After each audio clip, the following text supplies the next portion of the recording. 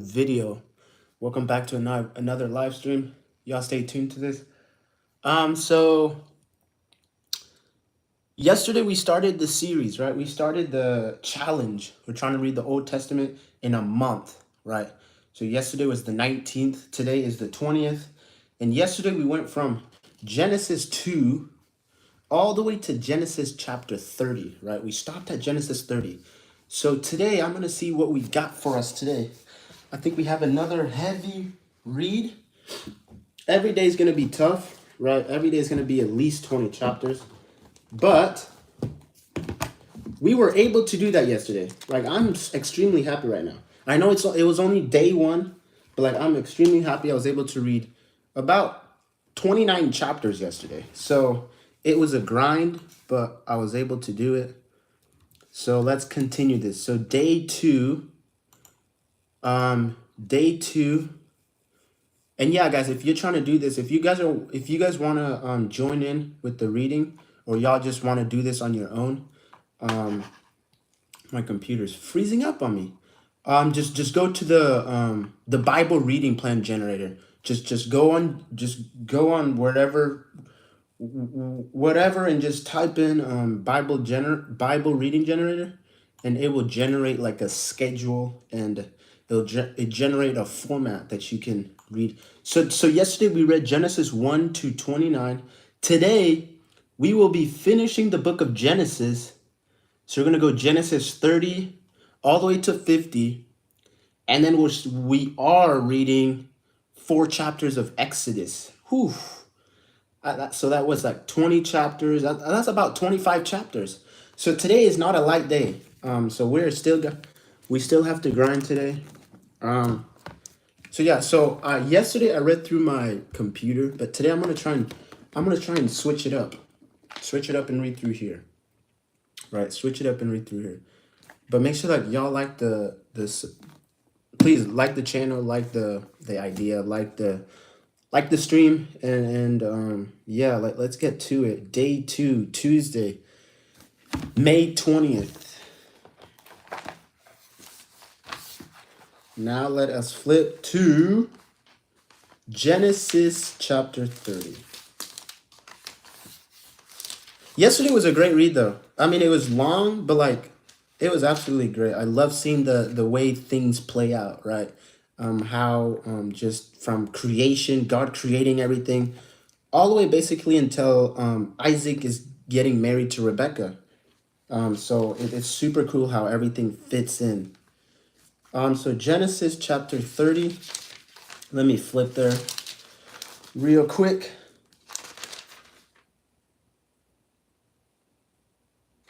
All right.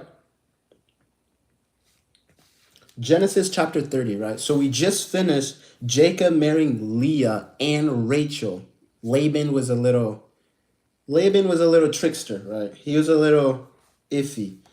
But so that's what I read yesterday. That's where we stopped at. So today we are at Genesis chapter 30. Let us get to this grind. Okay. Genesis 30. When Rachel saw that she bore Jacob no children, she envied her sister. She said to Jacob, "Give me children, or I shall die." Jacob's anger was kindled against Rachel, and he said, "Am I in the place of God, who has withheld from you the fruit of the womb?" Then she said, "Here is my servant Belial. Go into her so that she may give birth on my behalf." So guys, we see like a reoccurring theme here, right? It's like, and I'm not trying to play down the Bible, but we see a reoccurring theme here. It's like you have the main character, you have the main two character, right? The two characters, and some reason they're always barren, right? They're always barren. Like we went to, so Rebecca's, it seems like she's barren. And then we went to, what's her name? Sarah, she was barren until she was old. So like we see this reoccurring instance, right? And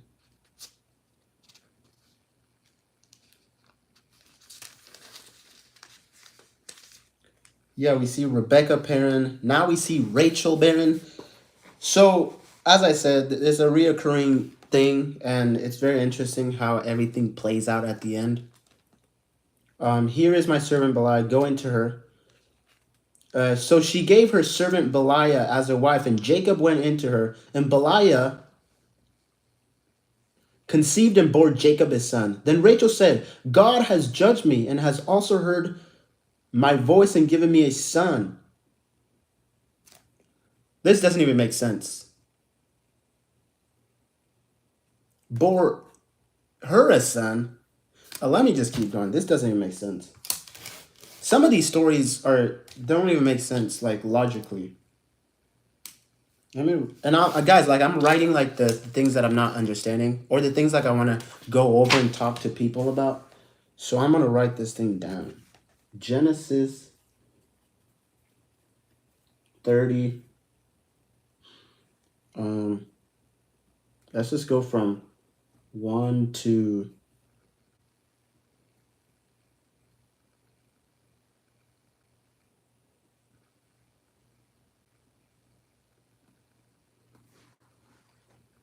Let's just go to 8. I can't keep doing this. This will take, the stream already took like 3 hours yesterday. No, almost 4 hours. But let me keep going here. Rachel's servant Belial conceived and bore Jacob a second son. Then Rachel said, with mighty wrestling as I have wrestled with my sister and have prevailed. So she called his name Naphtali. When Leah saw that she had conceived, bearing children, she took her servant Zilpah and gave her to Jacob as a wife.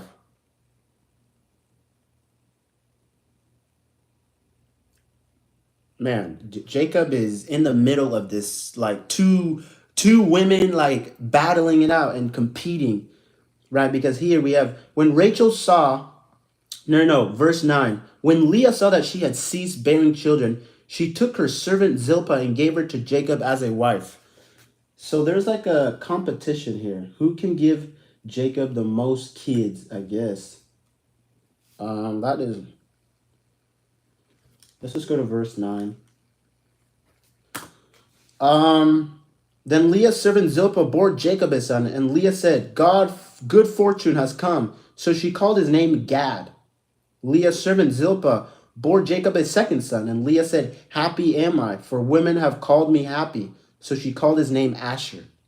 In the days of wheat harvest, Reuben went and found mandrakes in the field and brought them to his mother Leah. Then Rachel said to Leah, please give me some of your son's mandrakes. But she said to her, is it a small matter that you would take away my husband? Would you take away my son's mandrakes also? Rachel said, then he may lie with you tonight in exchange for your son's mandrakes. When Jacob came from the field in the evening, Leah went out to meet him and said, you must come in to me, for I have hired you with my son's mandrakes. So he laid with her that night, and God listened to Leah, and she conceived and bore Jacob a fifth son. Leah said, God has given me my wages, because I gave my servant to my husband. So she called his name Issachar. And Leah conceived again, and she bore Jacob a sixth son. Then Leah said, God has endowed me with a good endowment. Now my husband will honor me because I have bore him 6 sons. So she called his name Zebulun. Afterwards, she bore a daughter and called her name Dinah. Just Dinah. Dinah. Let's say Dinah. Then God remembered Rachel, and God listened to her and opened her womb. She conceived and bore a son and said, God has taken away my reproach. And she called his name Joseph, saying, may the Lord add to me another son. As soon as Rachel bore Joseph, Jacob said to Laban, send me away that I may go to my own home and country. Give me my wives and my children for whom I have served you, that I may go, for you know the service that I have given you. But Laban said to him, if I have found favor in your sight, I have learned my divination that the Lord has blessed me because of you. Name your wages and I will give it. Jacob said to him, you yourself know how I have served you and how your livestock has fared with me. For you had a little before I came, and it has increased abundantly, and the Lord has blessed you wherever I turn. But now, when shall I provide for my own household also? He said, what shall I give you? Jacob said, you shall not give me anything if you will do this for me. I will again pasture your flock and keep it. Let me pass through all your flock today, removing from it every speckled and spotted sheep and every black lamb, and the spotted and the speckled among the goats, and they shall be my wages. So my honesty will answer for me later, when you come to look into my wages with you. Everyone that is not speckled and spotted among the goats and black among the lambs, if found with me, shall be counted stolen. Laban said, good, let it be as you have said. But that day Laban removed the male goats that were striped and spotted, and all the female goats that were speckled and spotted, every one that had white on it, and every lamb that was black, and put them in the charge of his sons. And he set a distance of 3 days' journey between himself and Jacob pastured the rest of Laban's flock. Then Jacob took fresh sticks of poplar and almond and plane trees and peeled white streaks in them, exposing the white of the sticks. He set the sticks that he had peeled in front of the flocks and the trots. That is the watering place where the flocks came to drink. And since they bred when they came to drink, the flocks bred in front of the sticks, and so the flocks brought forth striped, speckled, and spotted. And Jacob separated the lambs and set the faces of the flocks toward the stripes, and all the black in the flock of Laban. He put his own droves apart and did not put them with Laban's flock. Whenever the stronger of the flock were breeding, Jacob would lay the sticks in the trough before the eyes of the flock, that they might breed among the sticks. But for the feebler of the flock, he would not lay them there. So the feebler would be Laban's, and the stronger Jacob's. Thus the man increased greatly and had large flocks, female servants, male servants, camels, and donkeys. So that's Genesis chapter 30. Let's continue here. Now Jacob heard that the sons of Laban were saying, Jacob has taken all that was our father's, and from what was our father's he has gained all his wealth. And Jacob saw that Laban did not regard him with favor as before. Then the Lord said to Jacob, return to the land for your fathers, to your kindreds, and I will be with you. So Jacob went and called Rachel and Leah into the field where his flocks was, and said to them, I see that your father does not regard me with favor as he did before. But the Lord God of my father has been with me. You know that I have served your father with all my strength. Yet your father has cheated me and challenged. He has cheated me and changed my wages 10 times. But God did not permit him to harm me. If he said the spotted shall be your wages, then all the flocks bore spotted. And if he said the stripes shall be your wages, then all the flocks bore stripes. Thus God has taken away the livestock of your fathers and given them to me. In the breeding season of the flock, I lifted up my eyes and saw in a dream that the goats that mated with the flocks were striped, spotted, and mottled. Then the angel of God said to me in the dream, Jacob, and I said, here I am. And he said, lift up your eyes and see all the goats that mate with the flocks are striped, spotted, and mottled, for I have seen all that Laban is doing to you. I am the God of Bethel, where you anointed a pillar and made a vow to me. Now arise, go out from this land and return to the land of your kindred. Then Rachel and Leah answered and said to him, is there any portion or inheritance left to us in our father's house? Are we not regarded by him as foreigners? For he has sold us, and he has indeed devoured our money. All the wealth that God has taken away from our father belongs to us and to our children. Now then, whatever God has said to you, do. So Jacob arose and set his sons and his wives on camels. He drove away all his livestock and all his properties that he had gained, the livestock and his possessions that he had acquired in Padam Aram, to go to the land of Canaan, to his father Isaac. Laban had gone to shear his sheep, and Rachel stole her father's household gods. And Jacob tricked Laban and Aramean by not telling him that he intended to flee. He fled with all that he had and arose and crossed the Euphrates, set his face toward the hill country of Gilead. When it was told Laban on the third day that Jacob had fled, he took his kinsman with him and pursued him for 7 days and followed close after him into the hill country of Gilead. But God came to Laban the Aramean Aramean.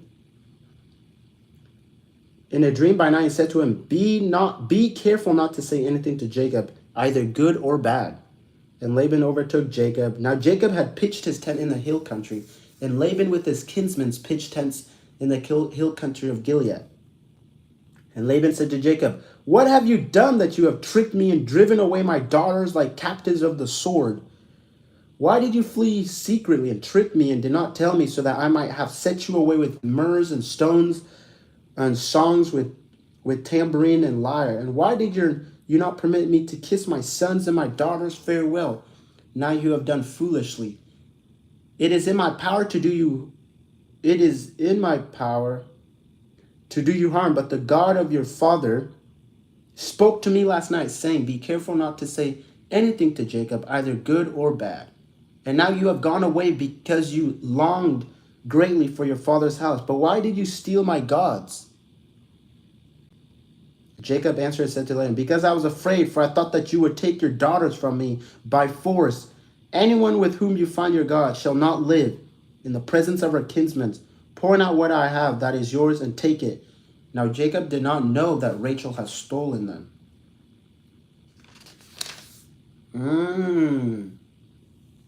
This reminds me of another story. It does. We'll come to it. So Laban went into Jacob's tent and into Leah's tent and into the tent of the two female servants, but he did not find them. And he went out of Leah's tent and entered Rachel's. Now Rachel had taken the household gods and put them in the camel's saddle and sat on them. Laban felt all about the tent, but did not find them. And she said to her father, Let not my lord be angry that I cannot rise before you, for the ways of women is upon me. So he searched but did not find the household gods. Then Jacob became angry and berated Laban. Jacob said to Laban, What is my offense? What is my sin that you have hostilely pursued me? For you have felt through all my goods. What have you found of all your household goods? Set it here before my kinsmen and your kinsmen, that they may decide between us two. These 20 years I have been with you. Your ewes and your female goats have not miscarried, and I have not eaten the rams of your flocks. What was torn by wild beasts I did not bring to you. I bore the loss of it myself. From my hand you required it, whether stolen by day or stolen by night. There I was by day, the heat consumed me, the cold by night, my sleep fled from my eyes. These 20 years I've been in your house. I served you 14 years for your 2 daughters and 6 years for your flocks. You have changed my wages 10 times. If the God of my father, the God of Abraham, and the fear of Isaac had not been on my side, surely now you would have sent me away empty-handed. God saw my affliction and the labor of my hands and rebuked you last night. Then Laban answered and said to Jacob, The daughters are my daughters, the children are my children, the flocks are my flock, and all that you see is mine. But what can I do this day for these my daughters or for the children whom they have bore? Come now, let us make a covenant, you and I, and let it be a witness between you and me. So Jacob took a stone and set it up as a pillar.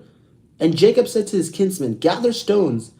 And they took stones and made a heap, and they ate there by the heap. Laban called into Jagar Sahudutha, but Jacob called it Galeed. Laban said, This heap is a witness between you and me today. Therefore he named it Galeed and Mizpah, for he said, The Lord watch between you and me when we are out of one another's sight. If you oppose my daughters, or if you take the wives beside my daughters, although no one is with us, see, God is witness between you and me. Then Laban said to Jacob, See this heap and the pillar which I have set between you and me. This heap is a witness, the pillar is a witness, that I will not pass over this heap to you, and you shall not pass over this heap and this pillar to me, to do harm. The God of Abraham, the God of Nahor, the God of their father, judge between us. So Jacob swore by the fear of his father Isaac, and Jacob offered a sacrifice in the hill country, and called his kinsmen to eat bread. They ate bread and spent the night in the hill country. Early in the morning, Laban arose and kissed his grandchildren and his daughters, and blessed them. Then Laban departed and returned home. Laban is a little snake. Laban. Chapter 2 check. chapter 32.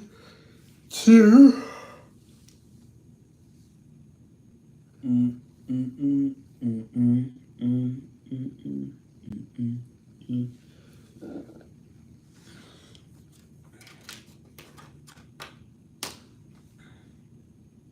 Chapter 32.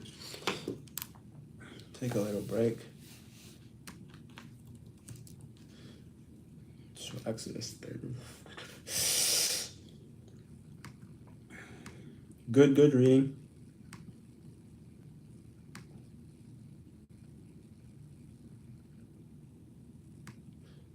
Mm-mm.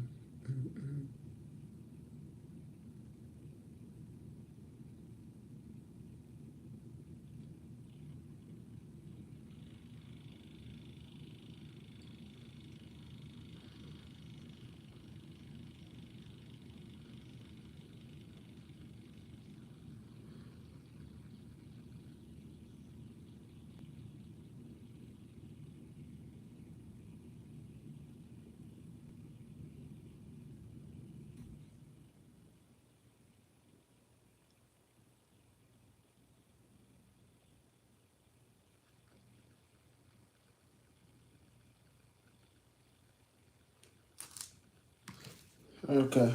Ugh. Ugh.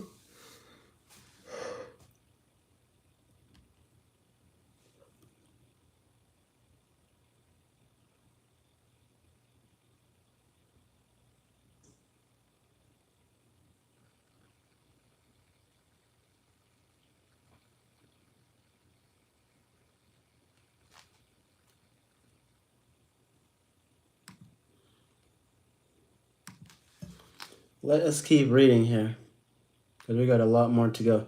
We have a lot more to go. Let's continue here. Da, da, da, da, da, da, da, da, da.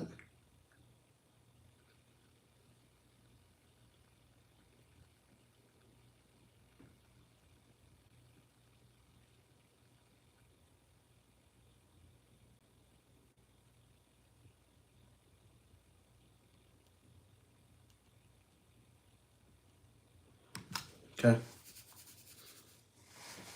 32. Jacob went on his way, and the angel of God met him. And when Jacob saw them, he said, "This is God's camp." So he called the name of that place Mahanaim. And Jacob sent messengers before him to Esau. Did I miss a chapter?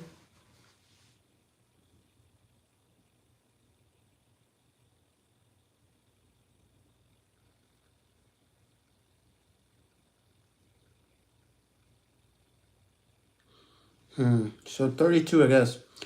And Jacob sent messengers before him to Esau his brother in the land of Seir, the country of Edom, instructing them, "Thus you shall say to my lord Esau, Thus says your servant Jacob, I have sojourned with Laban and stayed until now. I have oxen, donkeys, flocks, male servants, and female servants. I have sent to tell my lord in order that I may find favor in your sight." And the messengers returned to Jacob, saying, "We came to your brother Esau. He is coming to meet you, and there are 400 men with him." Yikes. Remember, guys, Esau and Jacob, how Jacob was a snake and was stealing. I mean, he didn't steal the first time, but he did steal the the blessing. He stole his birthright, but then I mean he stole his blessing, but then he cheated him in his birthright. So now like years have gone by, like 25 years, maybe more, because he was with Laban 20 years, it says here. So like more than 20 years, they're meeting up again. So let's see what it says. And messengers returned to it. "We have come to." Then Jacob was greatly afraid and distressed. He divided the people who were with him and the flocks and herds and camel into two camps, thinking, "If Esau comes to one camp and attacks it, then the camp that is left will escape." And Jacob said, "O God of my father Abraham, God of my father Isaac, O Lord, who said to me, 'Return to your country and to your kindred, that I may do you good. I am not worthy of the least of all the deeds of steadfast love and all the faithfulness that you have shown to your servant. For with only my staff I crossed this Jordan, and now I have become two camps. Please deliver me from the hand of my brother, from the hand of Esau, for I fear him that he may come and attack me. Right? The mothers with my children. But you said, I will surely do you good and make your offsprings as the sand of the sea, which cannot be numbered for multitude. So he stayed there that night, and from what he had with him, he took a present for his brother Esau, 200 female goats, 20 male goats, 200 ewes and 20 rams, 30 milking camels and their calves, 40 cows, 10 bulls, 20 female donkeys, 10 male donkeys. These he handed over to his servants, every drove by itself, and said to his servant, pass on ahead of me and put a space between drove and drove. He instructed the first, when Esau, my brother, meets you and asks you, to whom do you belong? Where are you going? And whose are these ahead of you? Then you shall say, they belong to your servant Jacob. They are presents sent to my lord Esau. Moreover, he is behind us. He likewise instructed the second and the third, and all who follow the droves. You shall say the same thing to Esau when you find him. And you shall say, moreover, your servant Jacob is behind us, for he thought I may appease him with the presence that goes ahead of me, and afterward I shall see his face. Perhaps he will accept me. So the present passed on ahead of him, and he himself stayed that night in the camp. So Jacob is distressed because he knows what he's done to Esau 20 years earlier, right? How he was such a thief and a trickster, but now it's like now he's coming back to bite him, kind of, because Esau has built up an empire. Esau has built up some. It says he has 400 men, so Esau has some. He has power. He's got some guys with him. 22. The same night he rose and took his 2 wives, his 2 female servants, and his 11 children, and crossed the ford of the Jabbok. He took them and sent them across the stream and everything else that he had. And Jacob was left alone, and a man wrestled with him until the breaking of the day. When Jacob saw that he did not prevail against Jacob, he touched his hip socket, and Jacob's hip was put out of joint as he wrestled with him. Then he said, let me go, for the day has broken. But Jacob said, I will not let you go unless you bless me. And he said to him, what is your name? And he said, Jacob. Then he said, your name shall no longer be called Jacob, but Israel, for you have striven with God and with men and have prevailed. Then Jacob asked him, please tell me your name. But he said, why is it that you ask my name? And there he blessed him. So Jacob called the name of the place Peniel, saying, for I have seen God face to face, and yet my life has been delivered. The sun rose upon him as he passed Peniel, limping because of his hip. Therefore, to this day, the people of Israel do not eat the sinew of the thigh that is on the hip socket, because he touched the socket of Jacob's hip on the sinew of the thigh. So he wrestles with God. Interesting. I mean, I don't know if he wrestles with God, but he says, I've seen God face to face. So, and Jacob lifted up his eyes and looked. He lifted up his eyes and looked. And behold, Esau was coming, 400 men with him. Sheesh. So he divided the children among Leah and Rachel and 2 female servants, and he put the servants with their children in front. Then Leah with her children, and Rachel and Joseph's last of all. He himself went on before them, bowing himself to the ground 7 times until he came near to his brother. But Esau ran to meet him and embraced him and fell on his neck and kissed him, and they wept. And when Esau lifted up his eyes and saw the women and the children, he said, who are these with you? And Jacob said, the children whom God has graciously given your servant.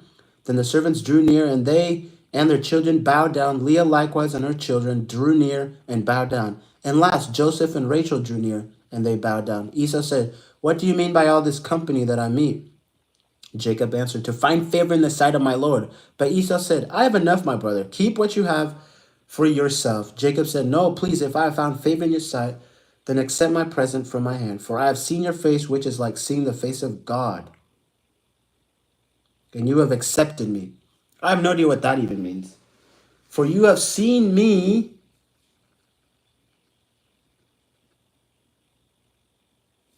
We have to write that down. Genesis 33. 33, 10. No, from 10. Let's just go. Let's go 8 to 10. Then Esau said, "No, please accept my blessing that is brought to you, because God has dealt graciously with me, because I have enough." Thus he urged him, and he took it. Then Esau said, "Let us journey on our way, and I will go ahead of you." But Jacob said to him, "My Lord knows that the children are frail, and that the nursing flocks and herds are a care to me. If they are driven hard for one day, all the flocks will die.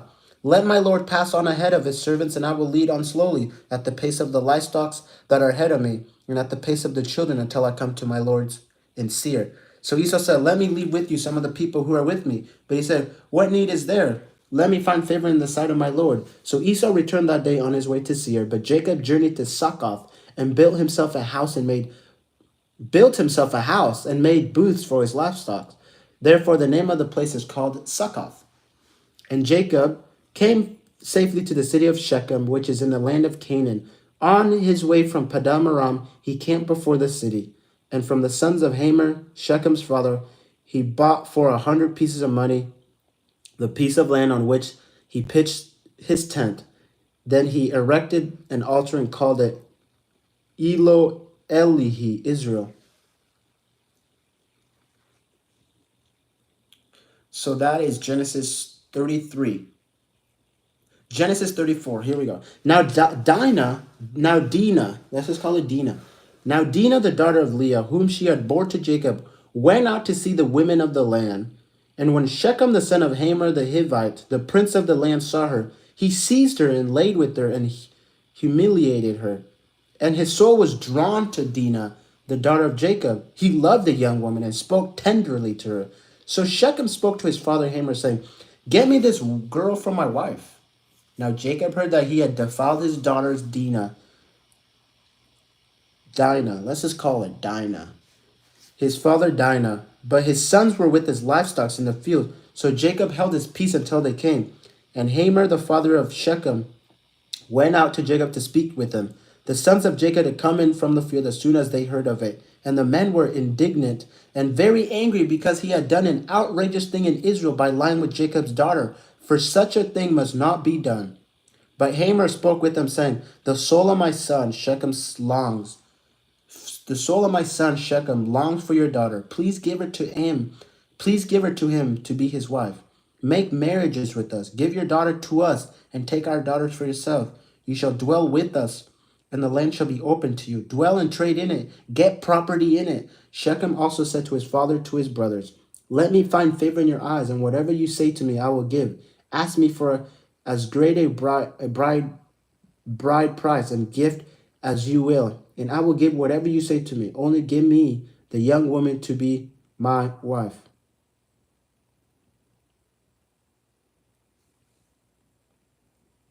The sons of Jacob answered Shechem and his father Hamor deceitfully because he had defiled his sister Dinah. They said to him, We cannot do this thing to give our sister to one who is uncircumcised, for that would be a disgrace to us. Only on this condition will we agree with you, that you will become as we are by every male among you being circumcised.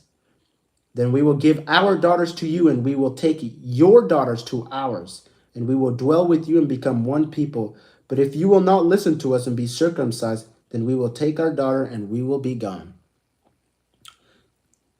Their words pleased Hamor, and Hamor sent Shechem, and the young man did not delay to do the things because he delighted in Jacob's daughter.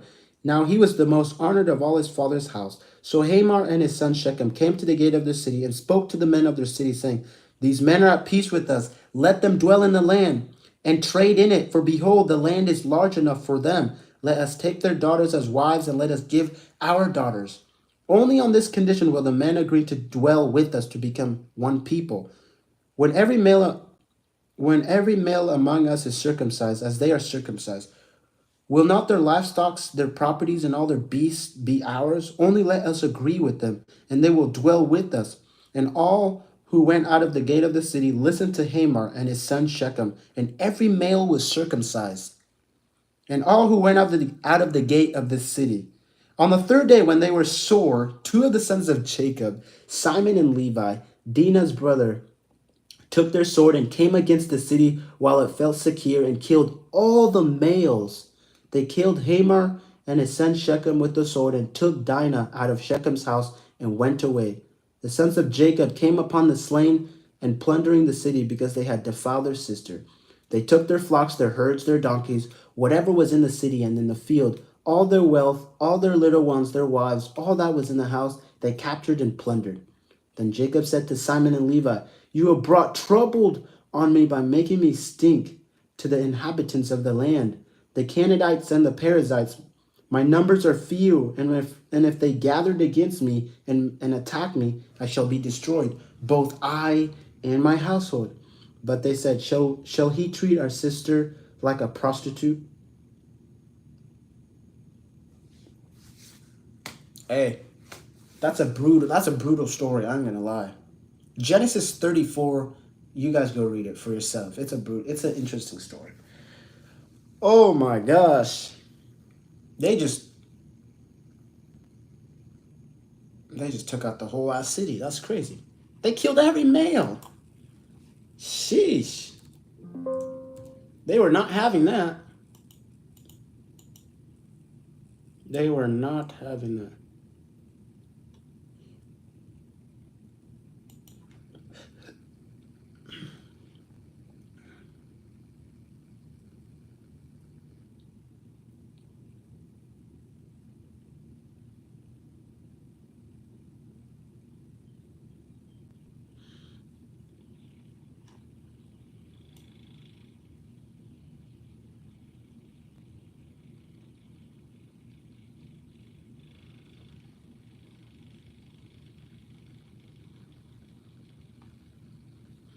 So that is 34.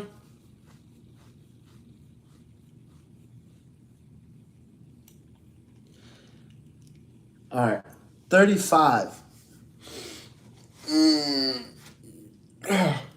God said to Jacob, "Arise, go up to Bethel and dwell there. Make an altar there to the God who appeared to you when you fled from your brother Esau." So Jacob said to his household and to all who were with him, "Put away the foreign gods that are among you and purify yourselves and change your garments. Then let us arise and go up to Bethel so that I may make there an altar to the God who answered me in the day of my distress and has been with me wherever I have gone."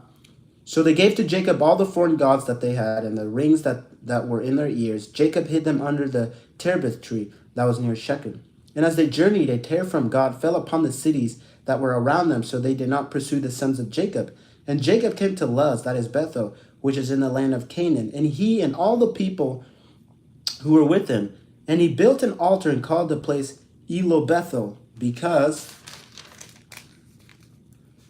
there God revealed himself to him when he fled from his brother. And Deborah, Rebekah's nurse, died, and she was buried under an oak below Bethel. So he called his name Alon Bukuth. God appeared to Jacob again when he came from Padam Aram and blessed him. And God said to him, "Your name is Jacob. No longer shall your name be called Jacob, but Israel shall be your name." So he called his name Israel. And God said to him, "I am God Almighty. Be fruitful, multiply. A nation and a company of nations shall come from you, and kings shall come from your own body. The land that I gave to Abraham and Isaac, I will give to you, and I will give the land to your offsprings after you." Then God went up from him in the place where he had spoken with him. And Jacob set up a pillar in the place where he had spoken with him, a pillar of stone. He poured out a drink offering on it and poured oil on it. So Jacob called the name of the place where God had spoken with him Bethel. Then they journeyed from Bethel. When they were still some distance from Ephrath, Rachel went into labor, and she had hard labor. And when her labor was at its hardest, the midwife said to her, "Do not fear, for you have another son." And as her soul was departing, for she was dying, she called his name Ben Oni, but his father called him Benjamin. So Rachel died, and she was buried on the way to Ephrath, that is Bethlehem. And Jacob set up a pillar over her tomb. It is a pillar of Rachel's tomb, which is there to this day.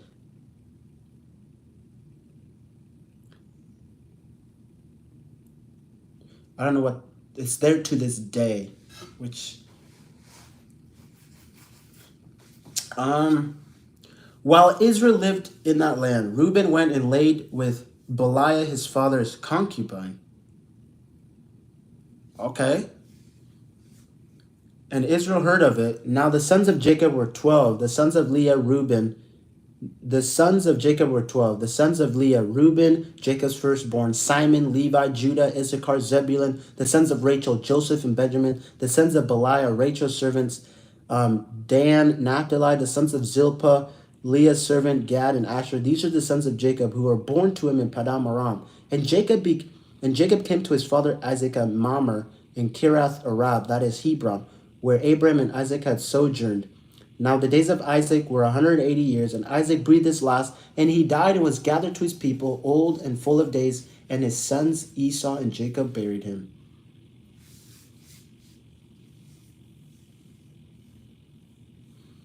So there's that.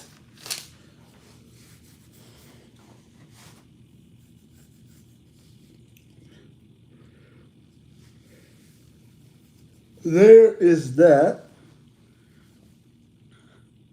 So Jacob had 3 wives, technically. Okay, so 36. These are the generations of Esau, that is Edom. Esau took his wives from the Canaanites, Ada, the daughter of Elon the Hittite, Alabama, the daughter of Anna, the daughter of Zibeon the Hivite, the Basmath, Ishmael's daughter, the sister of Neoboth, and Ader bore to Esau Eliphaz, Basemath bore Ruel, and Olibama bore Jeush, Jalam, and Korah. These are the sons of Esau who bore to him in the land of Canaan. Then Esau took his wives, his sons, his daughters, and all the members of his household, his livestock, all his beasts, and all his property that he had acquired in the land of Canaan. He went into a land away from his brother Jacob, for their possessions were too great for them to dwell together. The land of the sojourning could not support them because of their livestock. So Esau settled in the hill country of Seir. Esau is Edom. These are the generation of Esau, the father of Edomites, in the hill country of Seir. These are the names of Esau's sons: Eliphaz, the son of Ada, the wife of Esau; Ruel, the sons of Basemath, the wife of Esau. The sons of Eliphaz were Timar, Omar, Zepho, Gatam, Kenza. Timah was concubine of Eliphaz. Esau's son, she bore Amalek to Eliphaz. These are the sons of Ada's, Esau's wife. These are the sons of Ruel, Nahath, Zara, Shammah, Mizah. These are the sons of Basemath, Esau's wife. These are the sons of Olimabah, the daughter of Anna, the daughter of Zibeon, Esau's wife. She bore to Esau Jeush, Jalam, Korash. These are the chiefs of the sons of Esau, the sons of Eliphaz, the firstborn of Esau, the chiefs Teman, Omar, Zepha, Kines, Korah, Gatam, Amalek. These are the chiefs of Eliphaz in the land of Edom. These are the sons of Ada. These are the sons of Ruel, Edom's sons. The chief Nahath, Zara, Shammah, Mizah. These are the chiefs of Ruel in the land of Edom. These are the sons of Basemath, Esau's wife. These are the sons of Oliamah, Esau's wife. The chief Jewish Jalam, Korah. These are the chief born of Olimabah, the daughter of Anna, Esau's wife. These are the sons of Esau, that is Edom. And these are their chiefs. These are the sons of Seir, the Horite, the inhabitants of the land. Inhabitants of the land. Lotan, Shebal, Zibah, Anna, Dishon, Ezer, Dishon. These are the chiefs of the Horites, the sons of Seir in the land of Edom. The sons of Lotan were Hori and Hemim. The Lotan's sister was Timnah. These are the sons of Shobal, Alvin, Manahath, Ebal, Shifo, Onam. These are the sons of Zibeon, Ea, Anna. He is Anna who found the hot springs in the wilderness as he pastured the donkeys of Zibeon his father. These are the sons of Anna, Dishon, Oholibath, the daughter of Anna. These are the sons of Dishon, Hemadan, Ishban, Ithran, Shiran. These are the sons of Ezer, Bilhan, Zaphan, Akan. These are the sons of Dishon, Uz, and Aram. These are the chiefs of the Horites, the chief Lotan, Shubal, Ziban, Anna, Dishon, Ezer, Dishon. These are the chief of the Horites, the chief by chiefs in the land of Seir. Lots of names here. These are the kings who reigned in the land of Edom before any king reigned over the Israelites. Bela the son of Beor, reigned in Edom, the name of the city being Dinhabah. Bela died, and Jobab, the son of Zorah of Bozrah, reigned in his place. Jobab died, and Husham in the land of the Temanites reigned in his place. Husham died. Hadad, the son of Bedad, who defeated Midian in the country of Moab, reigned in his place, the name of the city being Avith. Hadad died, and Samalah of Masreka reigned in his place. Samalah died. Shaul of Rehoboth on the Euphrates reigned in his place. Shaul died, and Baal-Hanan, the son of Akbar, reigned in his place. Baal-Hanan, son of Akbar, died, and Hadar reigned in his place, the name of the city being Pau. His wife's name was Mahatabel, the daughter of Matril, the daughter of Mazhab.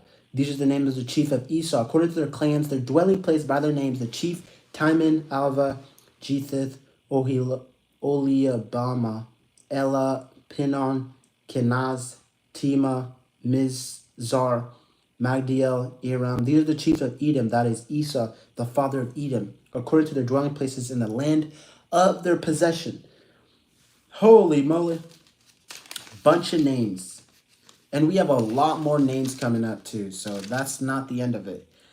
Jacob lived in the land of his fathers, sojourning in the land of Canaan. These are the generation of Jacob. Joseph, being 17 years old, was pasturing the flock with his brothers.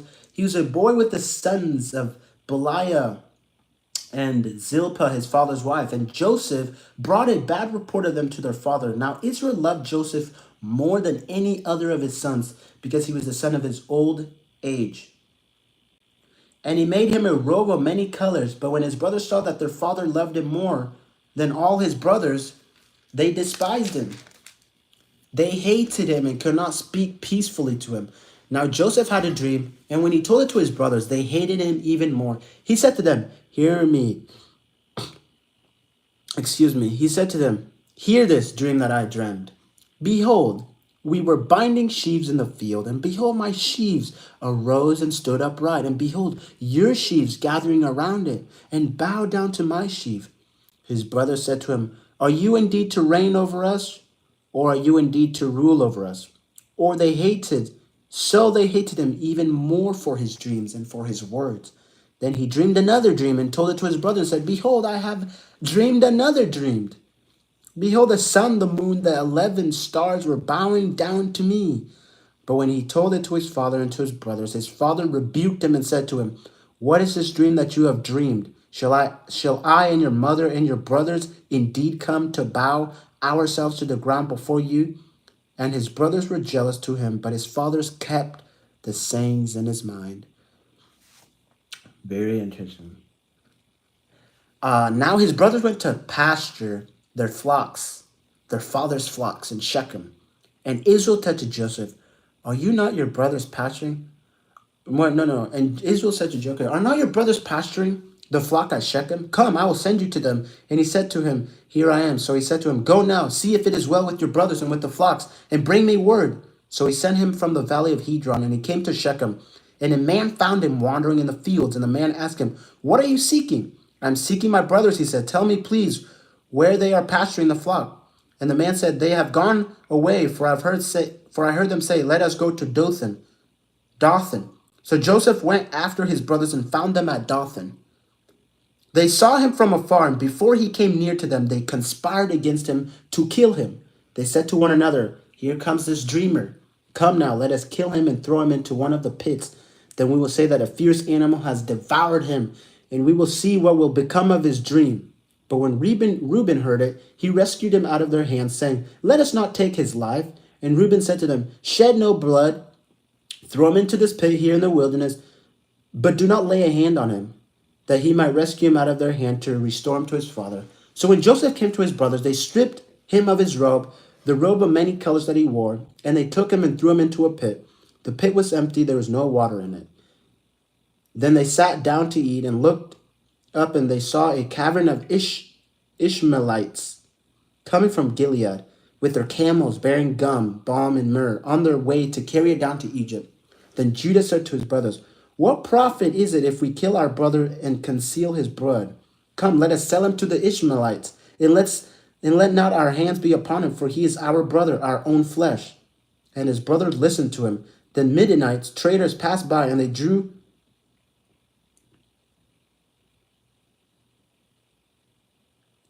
Then Midianites, traders, passed by, and they drew Joseph up and lifted him out of the pit, and sold him to the Ishmaelites.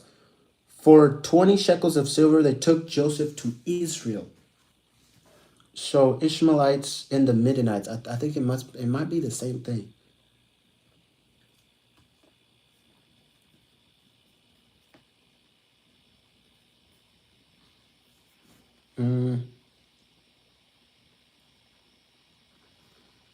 25 to 29. When Reuben returned to the pit and saw that Joseph was not in the pit, he tore his clothes. He returned to his brothers and said, "The boy is gone, and where shall I go?" Then they took Joseph's robe and slaughtered a goat and dipped the robe in the blood, and they sent the robe of many colors and brought it to their father and said, This we have found. Please identify whether it is your son's robe or not." And he identified and said, "It is my son's robe. A fierce animal has devoured him. Joseph is without a doubt torn to pieces." Then then Jacob tore his garments and put sackcloth on his loins and mourned for his son many days. All his sons and all his daughters rose up to comfort him, but he refused to be comforted and said, "Now I shall go down to Sheol to my son mourning." Thus his father wept for him. Meanwhile, the Midianites had sold him in Egypt to Potiphar, an officer of Pharaoh, the captain of the guard. So they just sold my boy. They just sold him. It happened at that time that Judah went down from his brothers down aside to a certain Adulamite, whose name was Hire. There Judah saw the daughter of a certain Canaanite, whose name was Shua. He took her and went into her, and she conceived and bore a son, and he called his name Ir. She conceived again and bore a son, and he called his name Onan. Yet again she bore a son, and she called his name Shelah. Judah was in Shegeb when she bore him. Then Judah took a wife for Ir, his firstborn, and her name was Tamar. But Judah's firstborn, was wicked in the sight of the Lord, and the Lord put him to death. So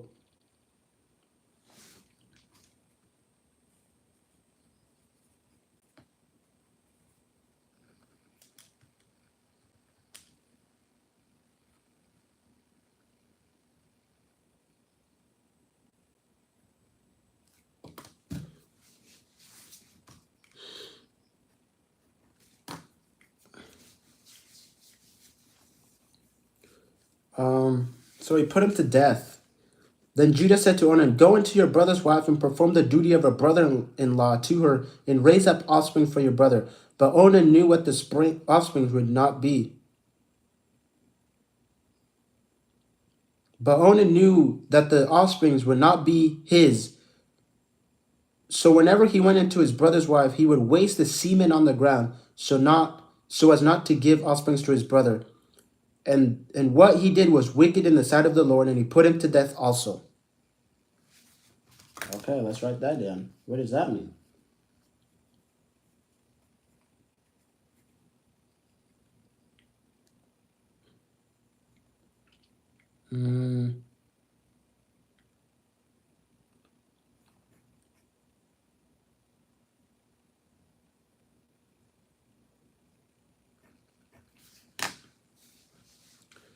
Then Judah said to Tamar's daughter-in-law, "Remain a widow in your father's house till Shelah my son grows up."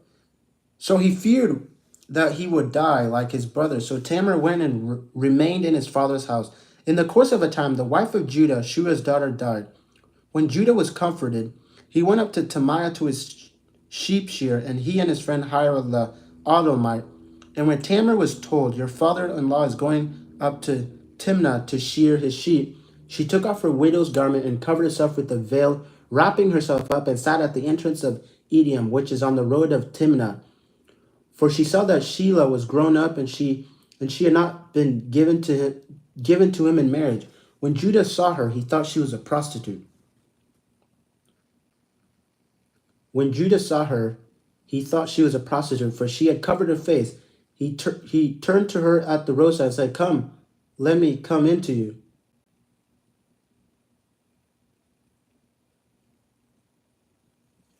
Write more.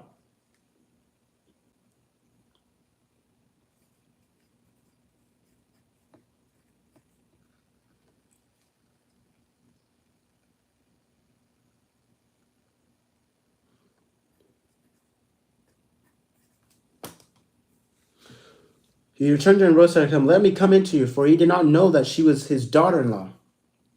She said, "What will you give me that you may come in me?" He answered, "I will send you a young goat from the flock." And she said, "If you give me a pledge until you send it." He said, "What pledge shall I give you?" She replied, "Your signet and your cord and your staff that is in your hand." So he gave them to her and went into her, and she conceived by him. Then she arose and went away, and taking off her veil, she put on the garments of her widowhood. That's crazy. She just tricked him. Let's go to 19.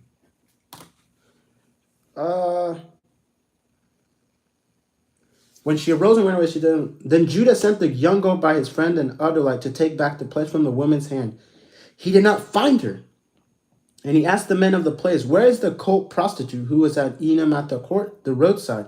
And they said, "No cult prostitute has been here." So he returned to Judah and said, "I have not found her." Also the men of the place said, "No cult prostitute has been here." And Judah replied, "Let her keep the things as her own, or we shall be laughed at. You see, I sent this young goat, and you did not find her." But about 3 months later, Judah was told, "Tamar, your daughter-in-law, has been immoral. Moreover, she is pregnant by immortality." And Judah said, "Bring her out and let her be burned." As she was being brought out, she sent word.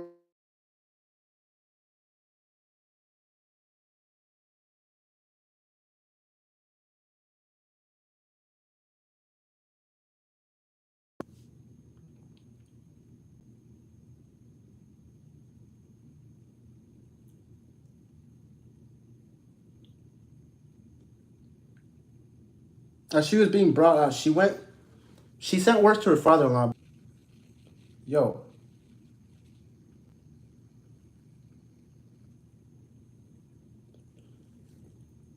who's trying to stop on my live stream, yo? As she was brought out, she went word to her father-in-law by the man to whom these belong. "I am pregnant," she said. "Please identify those who are the signet, the cord, and the staff." Then Judah identified them and said, "She is more righteous than I, since I did not give her to my son of Shelah." And he did not know her again. When the time of labor came, there were twins in her womb, and she was in labor. She put out a hand, and the midwife took and tried a scarlet thread on his hand, saying, "This one came out first." But as he drew back his hand, behold, his brother came out, and she said, "What a breach you have made for yourself." Therefore his name was called Perez. Afterwards his brother came out with the scarlet thread on his hand, and his name was called Zerah.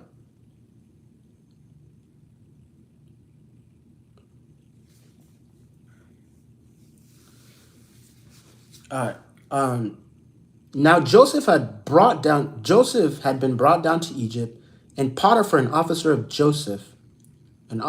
Pharaoh, the captain of the guard, an Egyptian, had brought him from the Ishmaelites, who had brought him down here. The Lord was with Joseph, and he became a successful man. And he was in the house of his Egyptian master. His master saw that the Lord was with him, and that the Lord caused all that he did to succeed in his hand. So Joseph found favor in his sight and attended him, and he made him overseer of his house and put him in the charge of all that he had. From the time that he made him overseer in his house and over all that he had, the Lord blessed the Egyptian's house for Joseph's sake. The blessing of the Lord was all that he had in the house and the field. So he left all that he had in Joseph's charge, and because of him, he had no concern about anything but the food he ate. Now Joseph was handsome in form and appearance, and after a time his master's wife cast her eyes on Joseph and said, "Lie with me."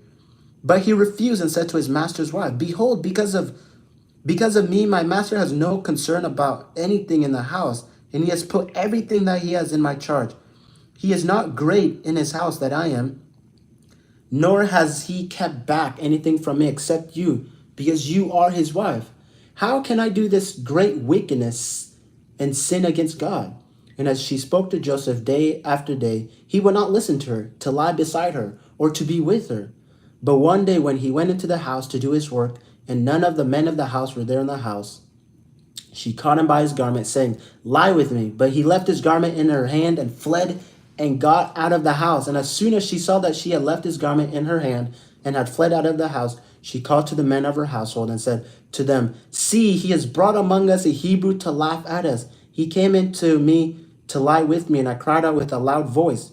And as soon as he heard that I lifted up my voice and cried out, he left his garments beside me and fled and got out of the house. Then she laid up his garments by her until his master came home. And she told him the same story, saying, the Hebrew servant whom you have brought among us came in to me to laugh at me. But as soon as I lifted up my voice and cried, he left his garment beside me and fled out of the house. As soon as his master heard the words that his wife spoke to him, this is the way. As soon as his master heard the words that his wife's wife spoke to him, this is the way your servant treated me. His anger was kindled, and Joseph's master took him and put him into prison, the place where the king's prisoners were confined, and he was there in prison. But the Lord was with Joseph, showed him steadfast love, and gave him favor in the sight of the keeper of the prison. And the keeper of the prison put Joseph in charge of all the prisoners who were in the prison. Whatever was done there, he was the one who did it. The keeper of the prison paid no attention to anything that was in Joseph's charge, because the Lord was with him, and whatever he did, the Lord made it succeed. Joseph, man, everything, man. Just walking humbly, just walking, man, Joseph is just, in the midst of trials, in the midst of hardship, it's like Joseph is just sticking with God and trusting God, right? And I like how just every time he's put into a hard situation, it's like God blesses him. It's like he ends up being somebody. He ends up being bigger than he was before. Sometime after this, the cupbearer and the king of Egypt and his baker committed an offense against their lord, the king of Egypt. And Pharaoh was angry with the two officers, the chief cupbearer and the chief baker, and he put them in custody in the house of the captain of the guard, in the prison where Joseph was confined. The captain of the guard appointed Joseph to be with them, and he attended them. They continued for some time in custody, and one night they both dreamed, the cupbearer and the baker of the king of Egypt, who were confined in the prison, each his own dream, and each dreamed with its own interpretation. When Joseph came to them in the morning, he saw that they were troubled. So he asked Pharaoh's officers who were with him in custody in his master's house, why are your faces downcast today? They said to him, we had dreams, and there is no one to interpret them. And Joseph said to them, do not interpretations belong to God? Please tell them to me. So the chief cupbearer told his dream to Joseph and said to him, in my dream, there was a vine before me, and on the vine there were 3 branches. As soon as it budded, its blossoms shot forth, and the clusters ripened into grapes. Pharaoh's cup was in my hand, and I took the grapes and pressed them into Pharaoh's cup and placed the cup in Pharaoh's hand. Then Joseph said to him, this is its interpretation. The 3 branches are 3 days. In 3 days, Pharaoh will lift up your head and restore you to your office, and you shall place Pharaoh's cup in his hands as formerly when you were his cupbearer. Only remember me when it is well with you, and please do me the kindness to mention to me the Pharaoh, and so get me out of this place, for I was indeed stolen out of the land of the Hebrews, and here also I've done nothing that they should put me into this pit. When the chief baker saw that the interpretation was favorable, he said to Joseph, I also had a dream. There were 3 cakes baked on my head, and in the uppermost basket there were all sorts of baked food for Pharaoh, but the birds were eating it out of the basket on my head. And Joseph answered and said, this is an interpretation. 3 baskets or 3 days. In 3 days, Pharaoh will lift up your head from you and hang you on a tree, and the birds will eat the flesh from you. On the third day, which was Pharaoh's birthday, he made a feast for all his servants and lifted up the head of the chief cupbearer and the head of the chief baker among his servants. He restored the chief cupbearer his position, and he placed the cup in Pharaoh's hand. But he hanged the chief baker as Joseph had interpreted to them. Yet the chief cupbearer did not remember Joseph, but forgot him. He forgot Joseph, the guy that literally told him and interpreted the dream for him. That's ironic. So now Joseph is back to square one.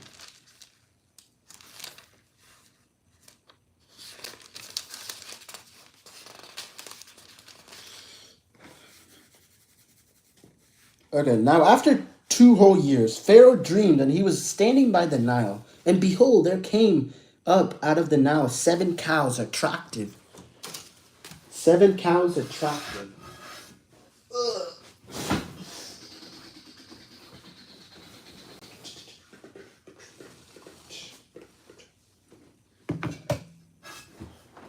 Try and charge this thing up.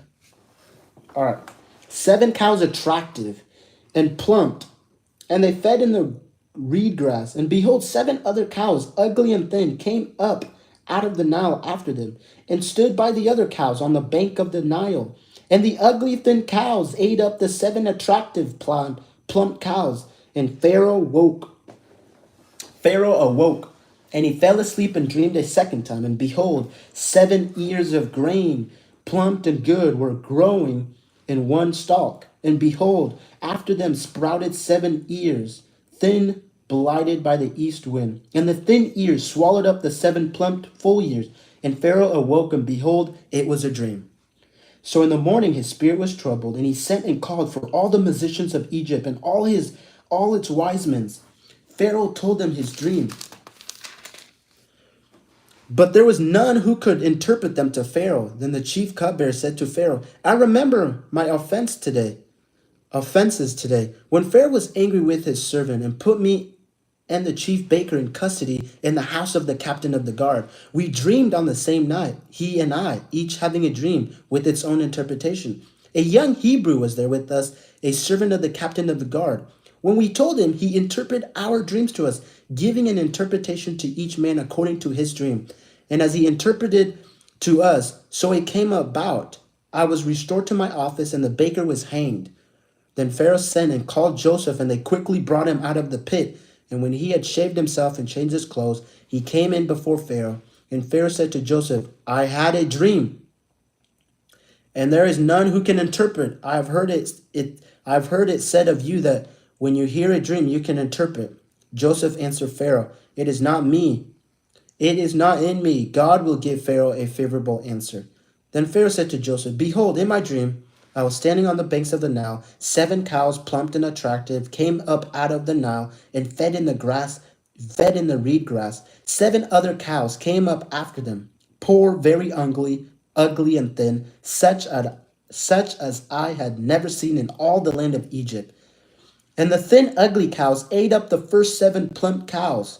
But when they had eaten them, no one would have known that they had eaten them, for they were still as ugly as at the beginning. Then I awoke. I also saw in my dream 7 ears growing in one stalk, full and good. 7 ears with withered, thin, blighted by the east wind, sprouted after them. And the thin ears swallowed up the 7 good ears. And I told it to the musicians, but there was no one who could explain it to me. Then Joseph said to Pharaoh, the dreams of Pharaoh are one. God has revealed to Pharaoh what he is about to do. The 7 good cows are 7 years, and 7 good ears are 7 years. 7 good years. The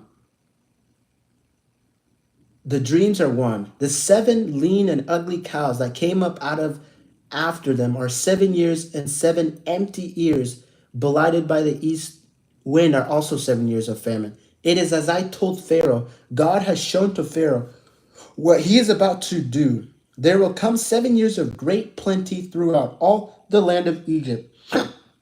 Excuse me. But after them there will arise 7 years of famine, and all the plenty will be forgotten in the land of Egypt. The famine will consume the land, and the plenty will be unknown in the land by reason of the famine that will follow, for it will be very severe. And the doubling of Pharaoh's dream means that the thing is fixed by God, and God will shortly bring it about. Now, therefore, let Pharaoh select a discerning and wise man, set him over the land of Egypt. Let Pharaoh proceed to appoint overseers over the land and take 1/5 of the produce of the land of Egypt during the 7 plentiful years. Let them gather all the food of these good years that are coming, and store up grain under the authority of Pharaoh for food in the city, and let them keep it. That food shall be a reserve for the land against the 7 years of famine that are to occur in the land of Egypt, so that the land may not perish through the famine. This proposal pleased Pharaoh and all his servants, and Pharaoh said to his servants, "Can we find a man like this, in whom is the Spirit of God?" Then Pharaoh said to Joseph, "Since God has shown you all this, there is none so discerning and wise as you are. You shall be over my house, and all my people shall be over you shall be over my house, and all the people shall order themselves as you command. Only as regarded the throne, I be greater than you." And Pharaoh said to Joseph, "See, I have set you over all the land of Egypt." Then Pharaoh took his signet ring from his hands and put it on Joseph's hand, and clothed him in garments of fine linen, and put a gold chain about his neck. And he made him ride in his second chariot. And they called out before him, "Bow the knee." Thus he set him over all the land of Egypt. Moreover, Pharaoh said to Joseph, "I am Pharaoh, and without your consent no one shall lift up hand or foot in the land of Egypt." And Pharaoh called Joseph's name Zaphanetha Paneath, and he gave him the marriage of Asenath, the daughter of Potipharah, priest of On. So Joseph went out over the land of Egypt. Joseph was 30 years old when he entered the service of Pharaoh, the king of Egypt. And Joseph went out from the presence of Pharaoh and went through all the land of Egypt. During the 7 plentiful years, the earth produced abundantly. And he gathered up all the food of those 7 years which occurred in the land of Egypt, and he put the food in the cities. He put in every city the food from the fields around it. And Joseph stored up grain in great abundance, like the sand of the sea, until he ceased to measure it, for it cannot be measured. Before the year of famine came, 2 sons were born to Joseph: Asnith, the daughter of Potipharah, priest of On, born them to him. Joseph called his name of the firstborn Manasseh, for he said, "God has made me forget all my hardship in all my father's house." The name of the second he called Ephraim, for God has made me fruitful in the land of my affliction. The 7 years of plenty that occurred in the land of Egypt came to an end, and the 7 years of famine began to come, as Joseph had said. There was famine in all lands, but in all the land of Egypt there was bread. But in all the land of Egypt there was bread. When all the land of Egypt was famished, the people cried to Pharaoh for bread. Pharaoh said to all the Egyptians, "Go to Joseph, what he says to you, do." So when the famine had spread over all the land, Joseph opened all the storehouses and sold to the Egyptians, for the famine was severe in the land of Egypt. Moreover, all the earth came to Egypt, to Joseph, to buy grain, because the famine was severe over all the earth. Man, that is a lot. 56 verses. Whew. Pharaoh. Joseph staying faithful, and now look what he has.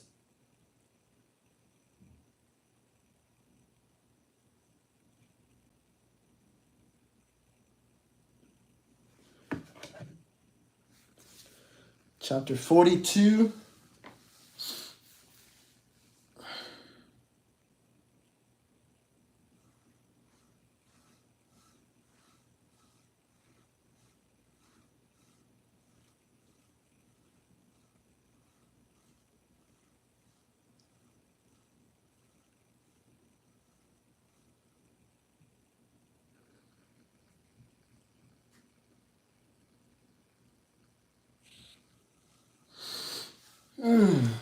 Take a little break.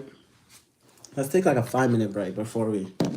Let's take like a 5 minute break. 5 minute break.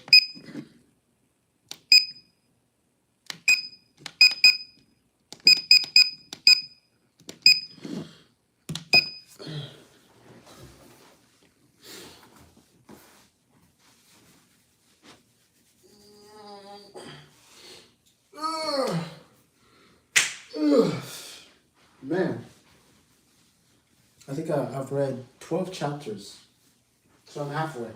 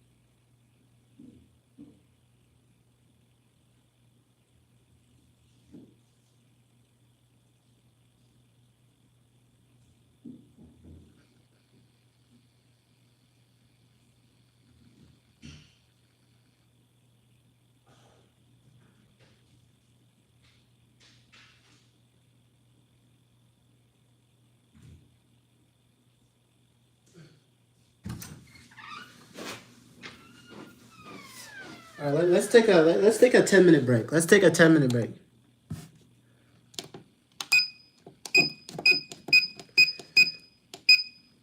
Let's take a 10-minute break, y'all.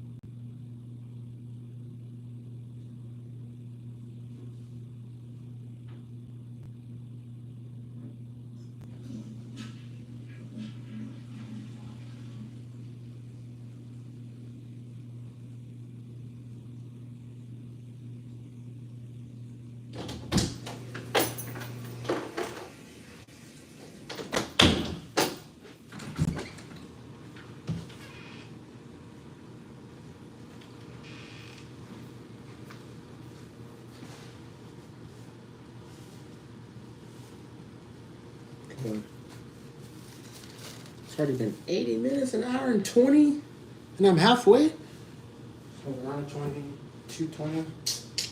We gotta keep reading.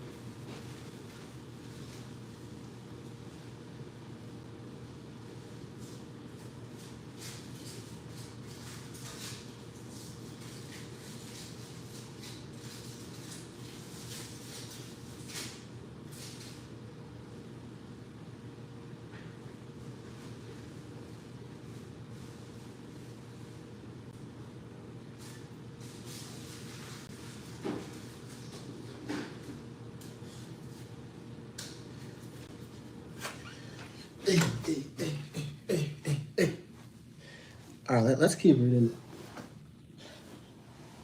42.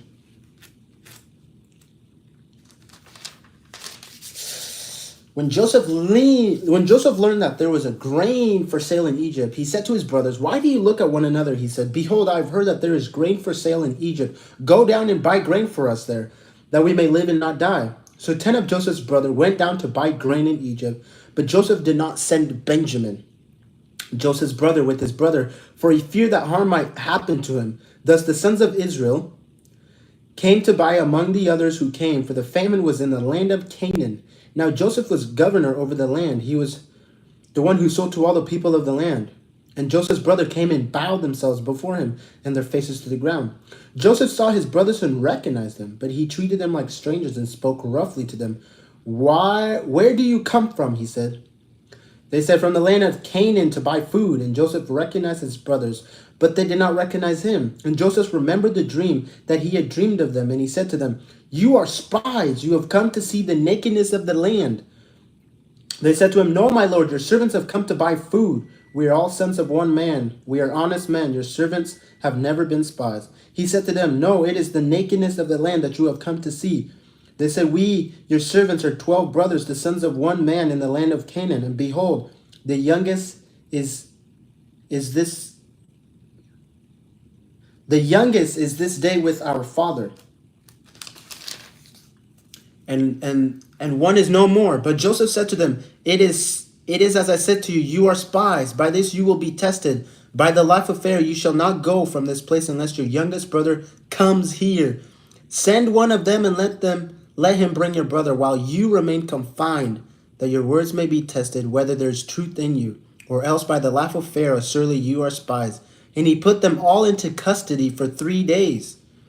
On the third day, Joseph said to them, "Do this and you will live, for I fear God. If you are honest men, let one of your brothers remain confined here, Combine where you are in custody, and let the rest go and carry grain for the famine of your household, and bring your youngest brother to me. So your words will be verified, and you shall not die. And they did so. Then they said to one another, in truth, we are guilty concerning our brother, in that we saw the distress of his soul when he begged us and did not listen. That is why this distress has come upon us. And Reuben answered them, did I not tell you not to sin against the boy? But you did not listen. So now there comes a reckoning for his blood. They did not know that Joseph understood them, for there was an interpreter between them. Then he turned away from them and wept, and he returned to them and spoke to them. And he took Simon from them and bound him before their eyes. And Joseph gave orders to fill their bags with grain and to replace every man's money in his sack, and to give them provisions for the journey. This was done for them. Then they loaded their donkeys with grain and departed. And as one of them opened his sack to give his donkey fodder at the lodging place, he saw his money in the mouth of his sack, and he said to his brothers, my money has been put back. Here it is in the mouth of my sack. At this their hearts failed them, and they turned trembling to one another. They turned to one another, saying, what is this that God has done to us? When they came to Jacob their father in the land of Canaan, they told him all that had happened to them, saying, the man, the Lord of the land, spoke roughly to us and took us to be spies of the land. But we said to him, we are honest men. We've never been spies. We are 12 brothers, son of our father. One is more. The youngest is this day with our father in the land of Canaan. Then the man, the Lord of the land, said to us, by this I shall know that you are honest men. Leave one of your brothers with me, and take grain for the famine of your household, and go your way. Bring your youngest brother to me. Then I shall know that you are not spies, but honest men. And I will deliver your brother to you, and you shall trade in the land.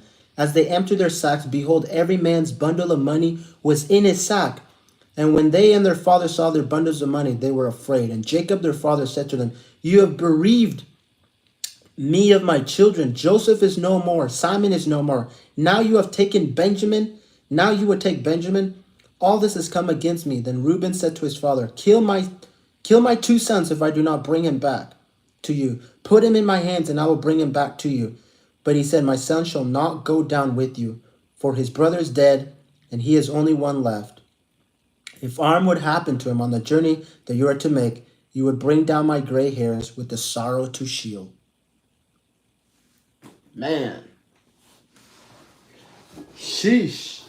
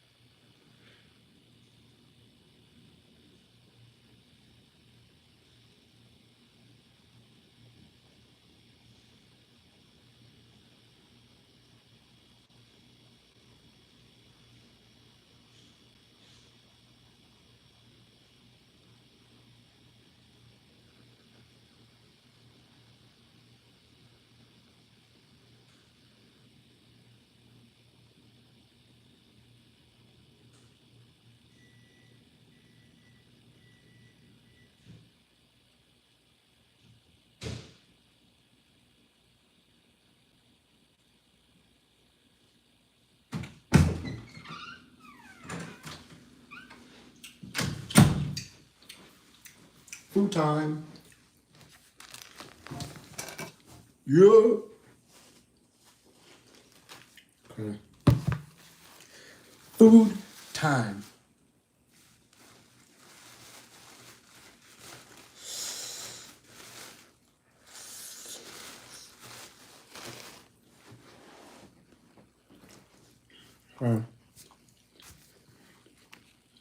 Another break.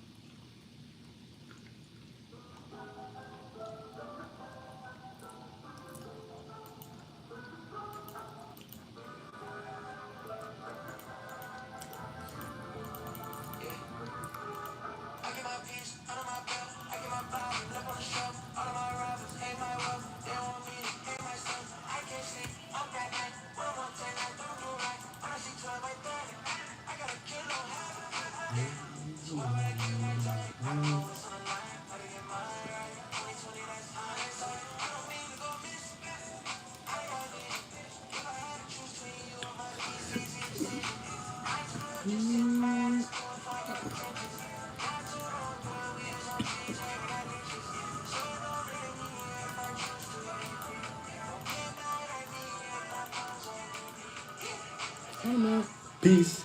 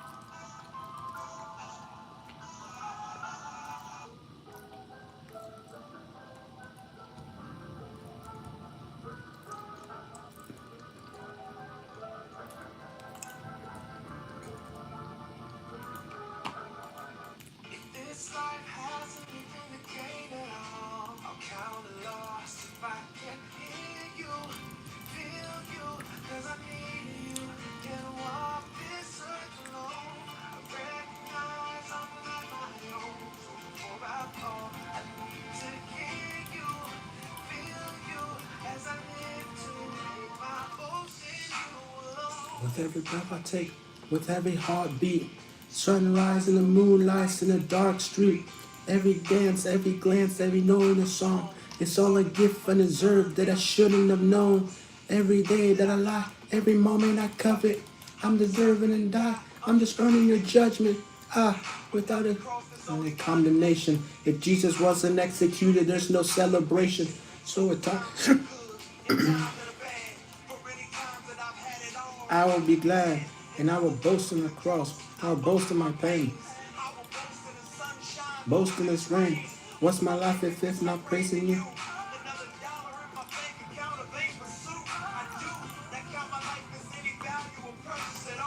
Let me finish my race. Let me answer my call. I wasn't vindicated all, kinda lost to find it. Feel you, feel you. You can walk this earth alone. Recognize I'm not my own.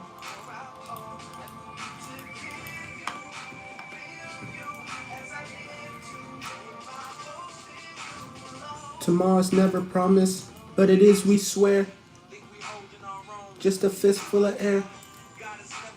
Obligated to give us life. If we fought for our rights, we be in hell tonight. But his pierced hand, we pushed away his pierced hands. Grant his kindness and mercy. Willing to die thirsty. Eternally worthy. How could I live for less? Pitching you turn my heart away from selfishness. Spirit's hurting me and everything is purging me. Remove the veil from my darkened eye. When I open your word, I see the sun rise.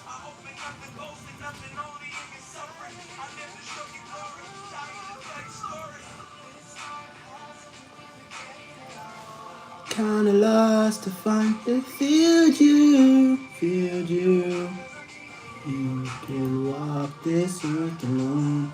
Recognize I'm not my own.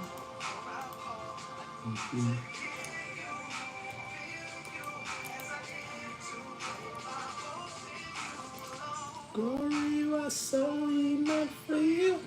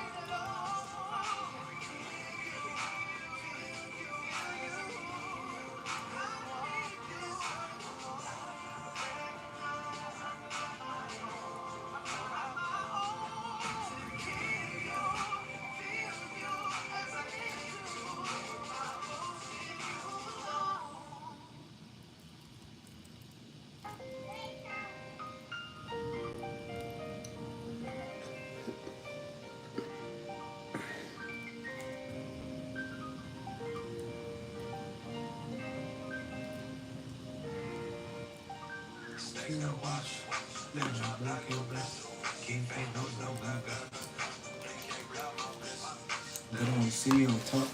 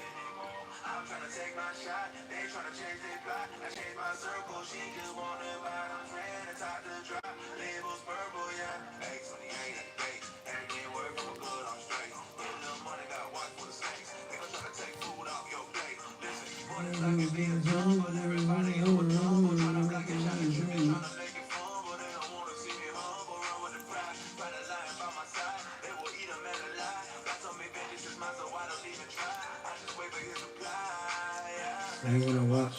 I'm not gonna bless you.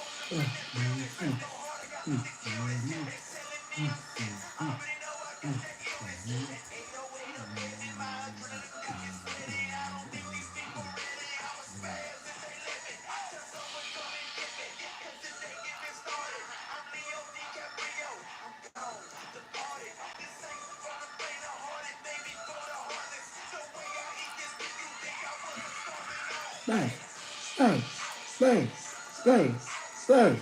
Mm, mm, mm, mm, mm, mm, mm, mm, mm, mm. Yes, I'm space.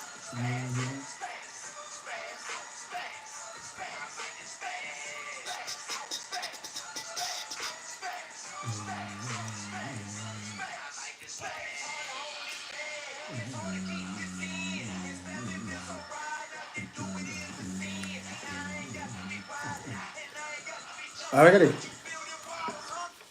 All right.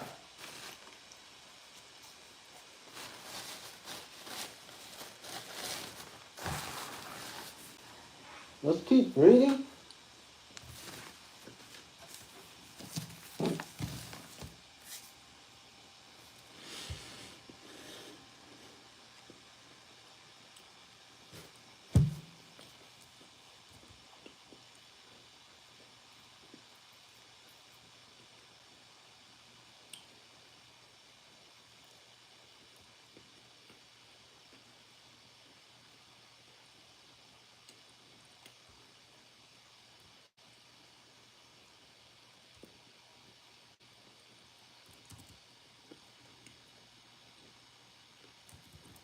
Mm, mm, mm, mm.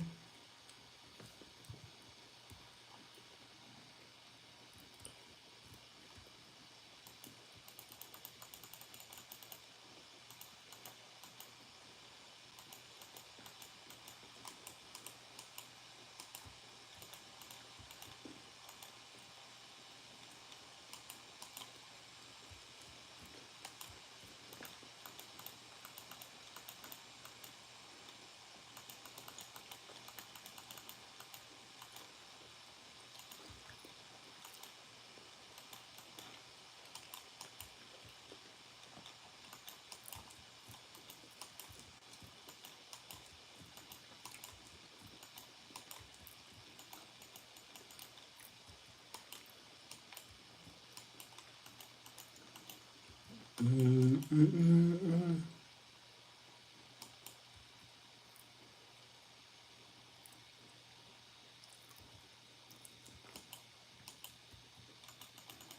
mm. This is going to be my biggest project here.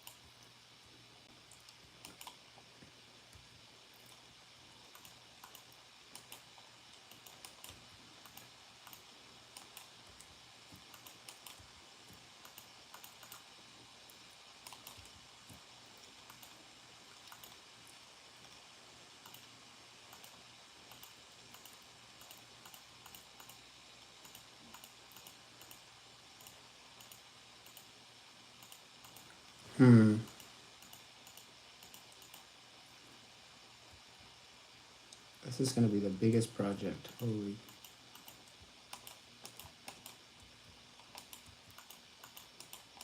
Am I just going to have it just straight? Might as well. That way I know where I'm going.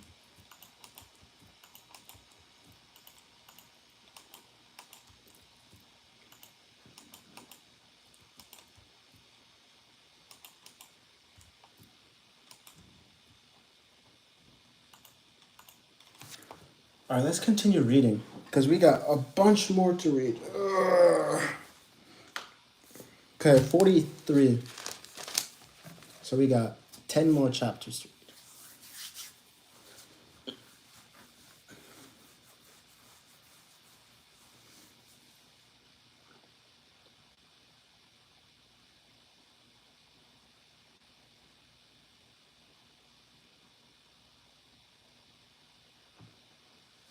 Okay, now the famine was severe in the land. When they had eaten the grain that they had brought from Egypt, their father said to them, "Go again, buy us a little food."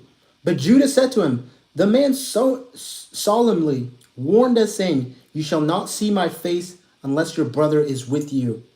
If you will send our brothers with us, we will go down, buy you food. But if you will not send him, we will not go down. For the man said to us, 'You shall not see my face unless your brother is with you.' Israel said, 'Why did you treat me so badly as to tell the man that you have another brother?' They replied, 'The man questioned us carefully about ourselves and our kindred, saying, 'Is your father still alive? Do you have any other brothers?' What we told him was an answer to these questions. Could we in any way know that he would say, 'Bring your brother down'?" And Judah said to Israel, his father, "Send the boy with me, and we will rise and go, that we may live and not die, both we and you and also our little ones. I will be a pledge of his safety. From my hand you shall require him. If I do not bring him back to you and set him before you, then let me bear the blame forever. If we have not delayed, we will now have returned twice." Then their father Israel said to them, "If it must be so, then do this. Take some of the choice fruits of the land in your bag and carry a present down to the man, a little palm and a little honey, gum, myrrh, pistachio nuts, and almonds. Take double the money with you. Carry back with you the money that was returned in the mouth of your sacks. Perhaps it was an oversight. Take also your brother. Arise, go again to the man. May God Almighty grant you mercy before the man, and may he send back your other brother and Benjamin. As for me, if I am bereaved of my children, I am bereaved." So the men took his presents, and they took double the money with them and Benjamin. They arose and went down to Egypt, stood before Joseph. When Joseph saw Benjamin with them, he said to the steward of his house, "Bring the men into the house and slaughter an animal and make ready, for the men are to dine with me at noon." The man did as Joseph told him and brought the men to Joseph's house. And the men were afraid because they were brought to Joseph's house. And they said, "It is because of the money which was replaced in a sack the first time that we have brought in, so that he may assault us and fall upon us, to make us servants and seize our donkeys." So they went up to the steward of Joseph's house and spoke with him at the door.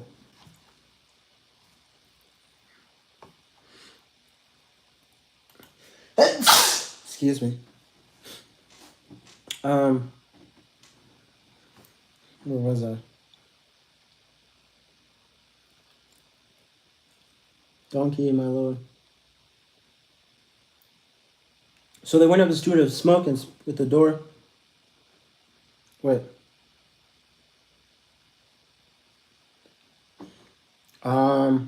When I said the other money we placed in the sack, make us Caesar. So they went up to the stewards of Joseph's house and spoke with them at the door of the house and said, "O Lord, we have come down the first time to buy food, and when we came to the lodging place, we opened our sacks, and there was each man's money in the mouth of his sacks. Our money in full weight. So we have brought it again with us, and we have brought other money down with us to buy food. We do not know who put our money in our sacks." He replied, "Peace to you. Do not be afraid. Your God and the God of your father has put treasure in your sacks for you. I received your money."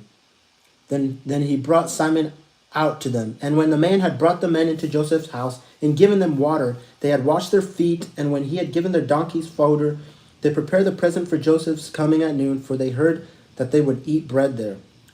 When Joseph came home, they brought into the house to him the presents that they had with them, and bowed down to him to the ground.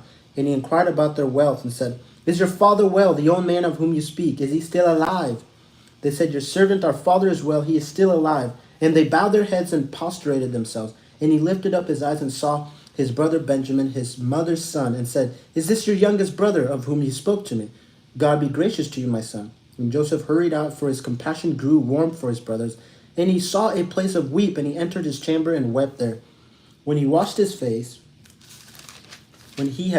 face, he came out and controlling himself said, "Serve the food." They served him by himself and by themselves, and the Egyptians who ate with them by themselves, because the Egyptians could not eat with the Hebrews, for that is an abomination to the Egyptians.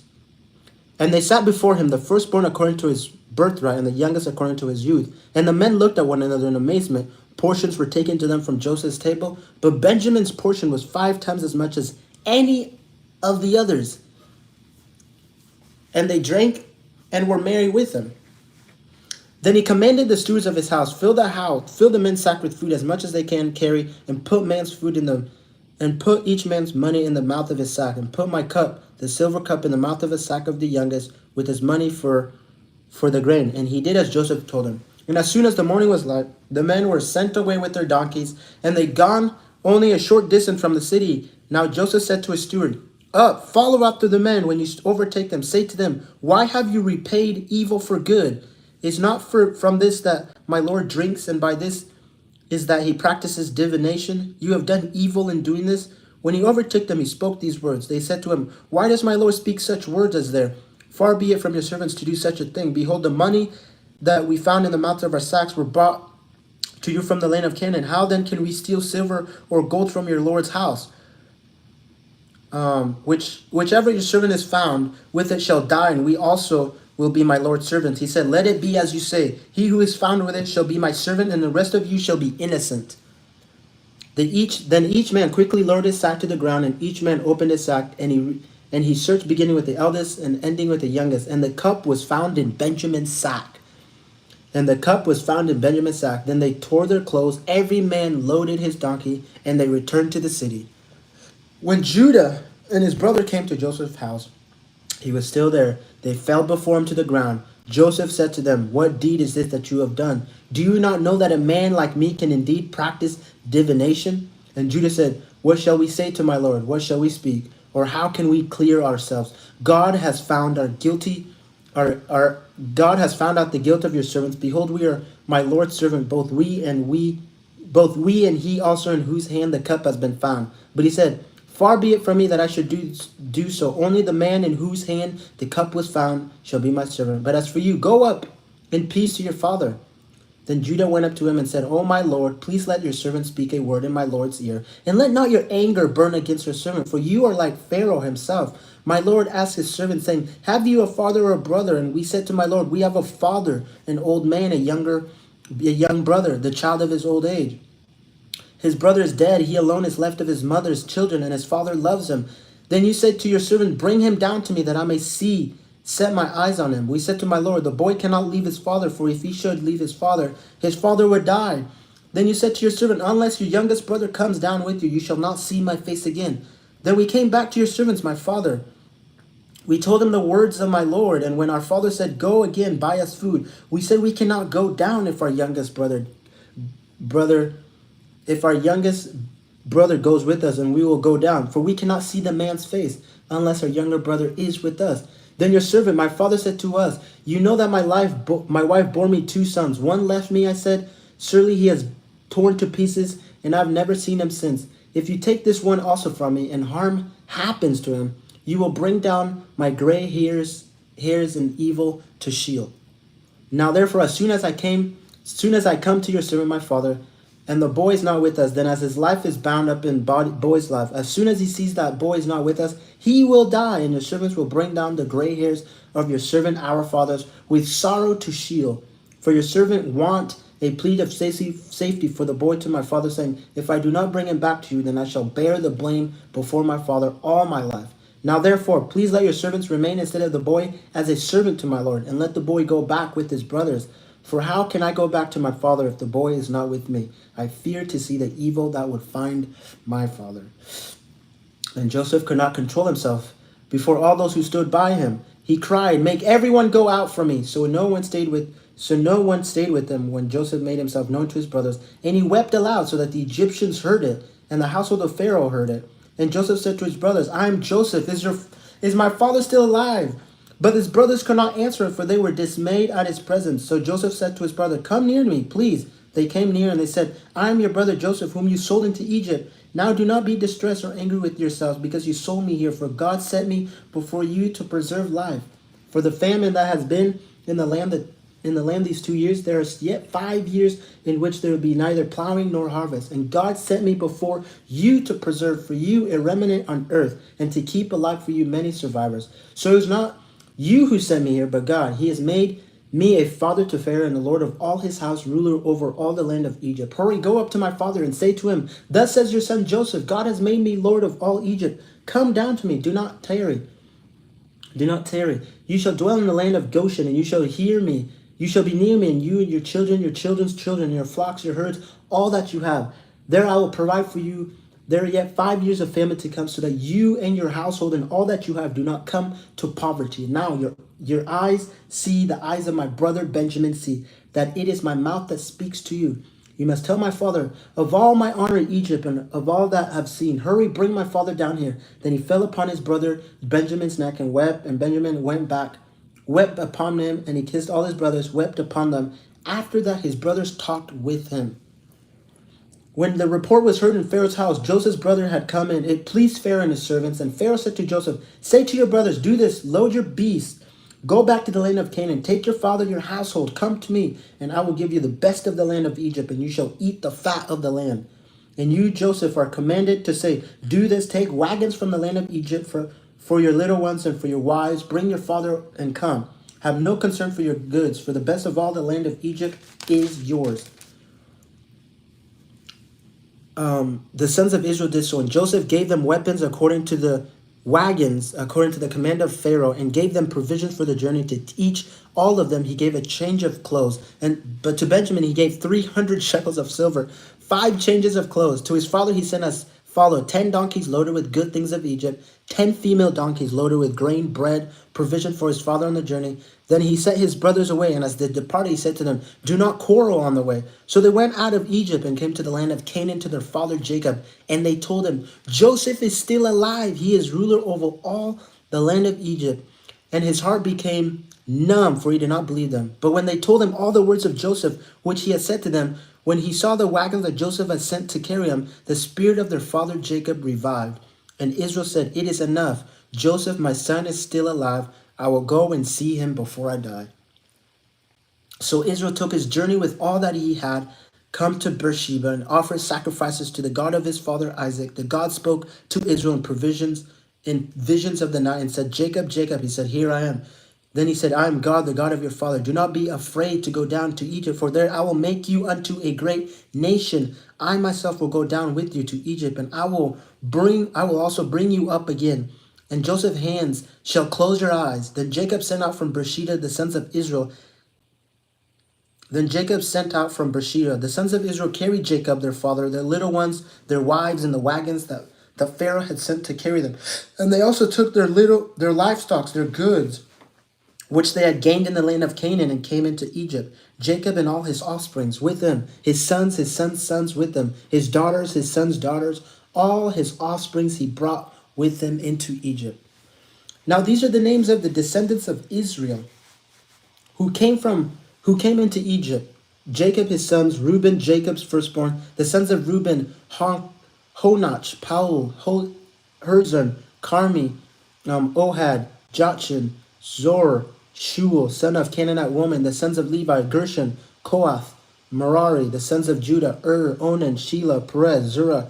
Be'er and Onan died in the land of Canaan. The sons of Perez were Hezron, Hemiel, the sons of Issachar, Tola, Pu, Job, Sharon, the sons of Zebulun, Sered, Elon, Jahaliel. These are the sons of Leah, whom she bore to Jacob in Padam Aram, together with his daughter Dinah. Altogether his sons, his daughters, numbered 33. The sons of Gad, Ziphion, Hagar, Shuni, Ezbron, Huzi, Ardi, Erili, Ishviv, Berea with Sari, their sister, the sons of Beriah, Hebezer, Malachli. These are the sons of Zilpah, whom Laban gave to Leah his daughter, and these she bore to Jacob, 16 persons. The sons of Rachel, Jacob's wife, Joseph and Benjamin. And to Joseph in the land of Egypt were born Manasseh and Ephraim, whom Asenath, the daughter of Potiphar, the priest of Onan, bore to him. The sons of Benjamin, Bela, Becher, Ashbel,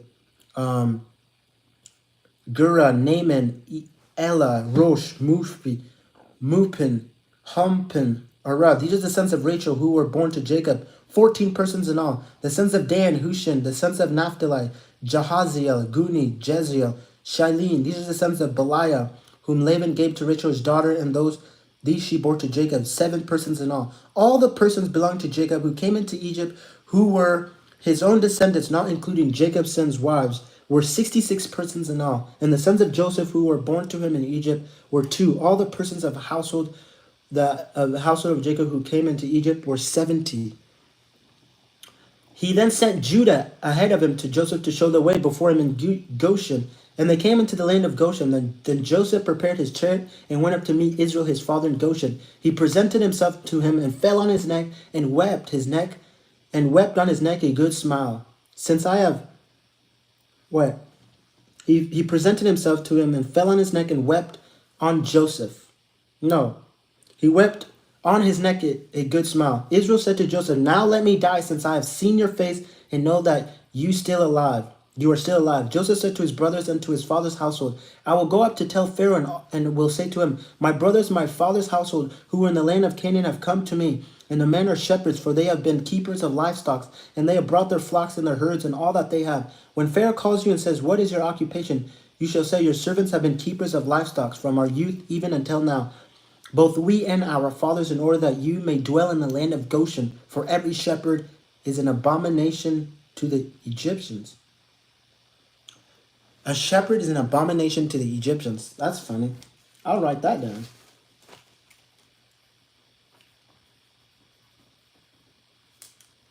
Genesis 46.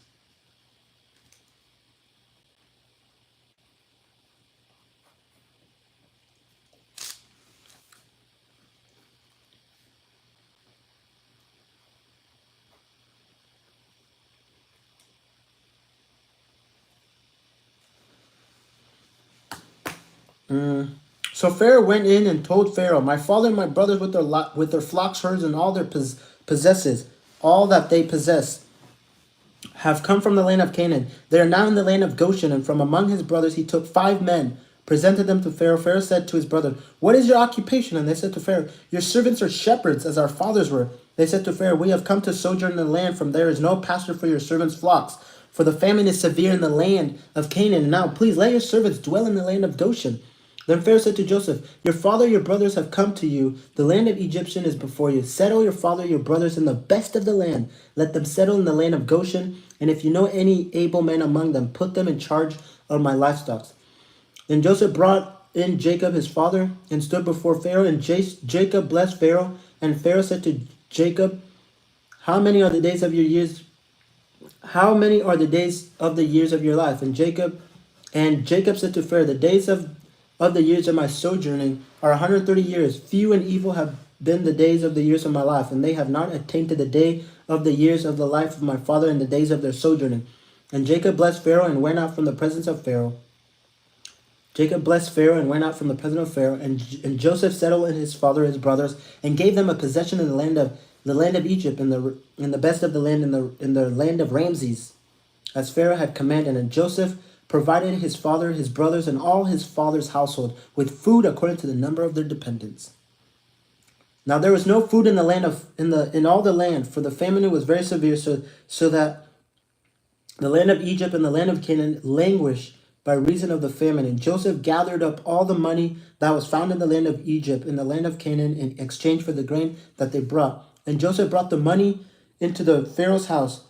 And when the money was all spent in the land of Egypt and in the land of Canaan, all the Egyptians came to Joseph and said, "Give us food. Why should we die before your eyes? For our money is gone." And Joseph answered, "Give your livestock, and I will give you food in exchange for your livestock. If your money is gone, so they brought if your money is gone. So they brought their livestock to Joseph, and Joseph gave them food in exchange for the horses, the flocks, the herds, the donkeys. He supplied them with food in exchange for all their livestock that year. And when the year was ended, they came to him the following year and said to him, "We will not hide from my lord that our money is all spent. The herds of our livestock are my lord. There is nothing left in the sight of my lord, but our bodies in our hand." Wait, bodies in our land. Why should we die before your eyes? Both we and our land. Buy us and our land for food, and we with our land will be servants to Pharaoh, and give us seed that we may live and not die, and that the land may not be desolate. So Joseph bought all the land of Egypt for Israel, for land of Egypt for Pharaoh, and for all the Egyptians sold their fields because the famine was severe on them. The land became Pharaoh's, and for the people he made servants of them from one end of Egypt to the other. Only the land of the priests he did not buy, for the priests had a fixed allowance from Pharaoh and lived on the allowance that Pharaoh gave them. Therefore they did not sell their land. Then Joseph said to the people, "Behold, I have this day bought you and your land for Pharaoh. Now here is seed for you, and you shall sow the land. And at the harvest you shall give a fifth to Pharaoh, and 4/5 shall be your own, as seed for the field, and as food for yourself and your household, and as food for your little ones." And they said, "You have saved our lives. May it please my Lord, we will serve. We will be servants to Pharaoh." So Joseph made it a statute concerning the land of Egypt, and it stands to this day that Pharaoh should have the fifth. The land of the priests alone did not become Pharaoh's. Thus Israel settled in the land of Egypt and the land of Goshen, and they gained possessions in it, and were fruitful and multiplied greatly. And Jacob lived in the land of Egypt 17 years. So the days of Jacob, the years of his life were 147 years.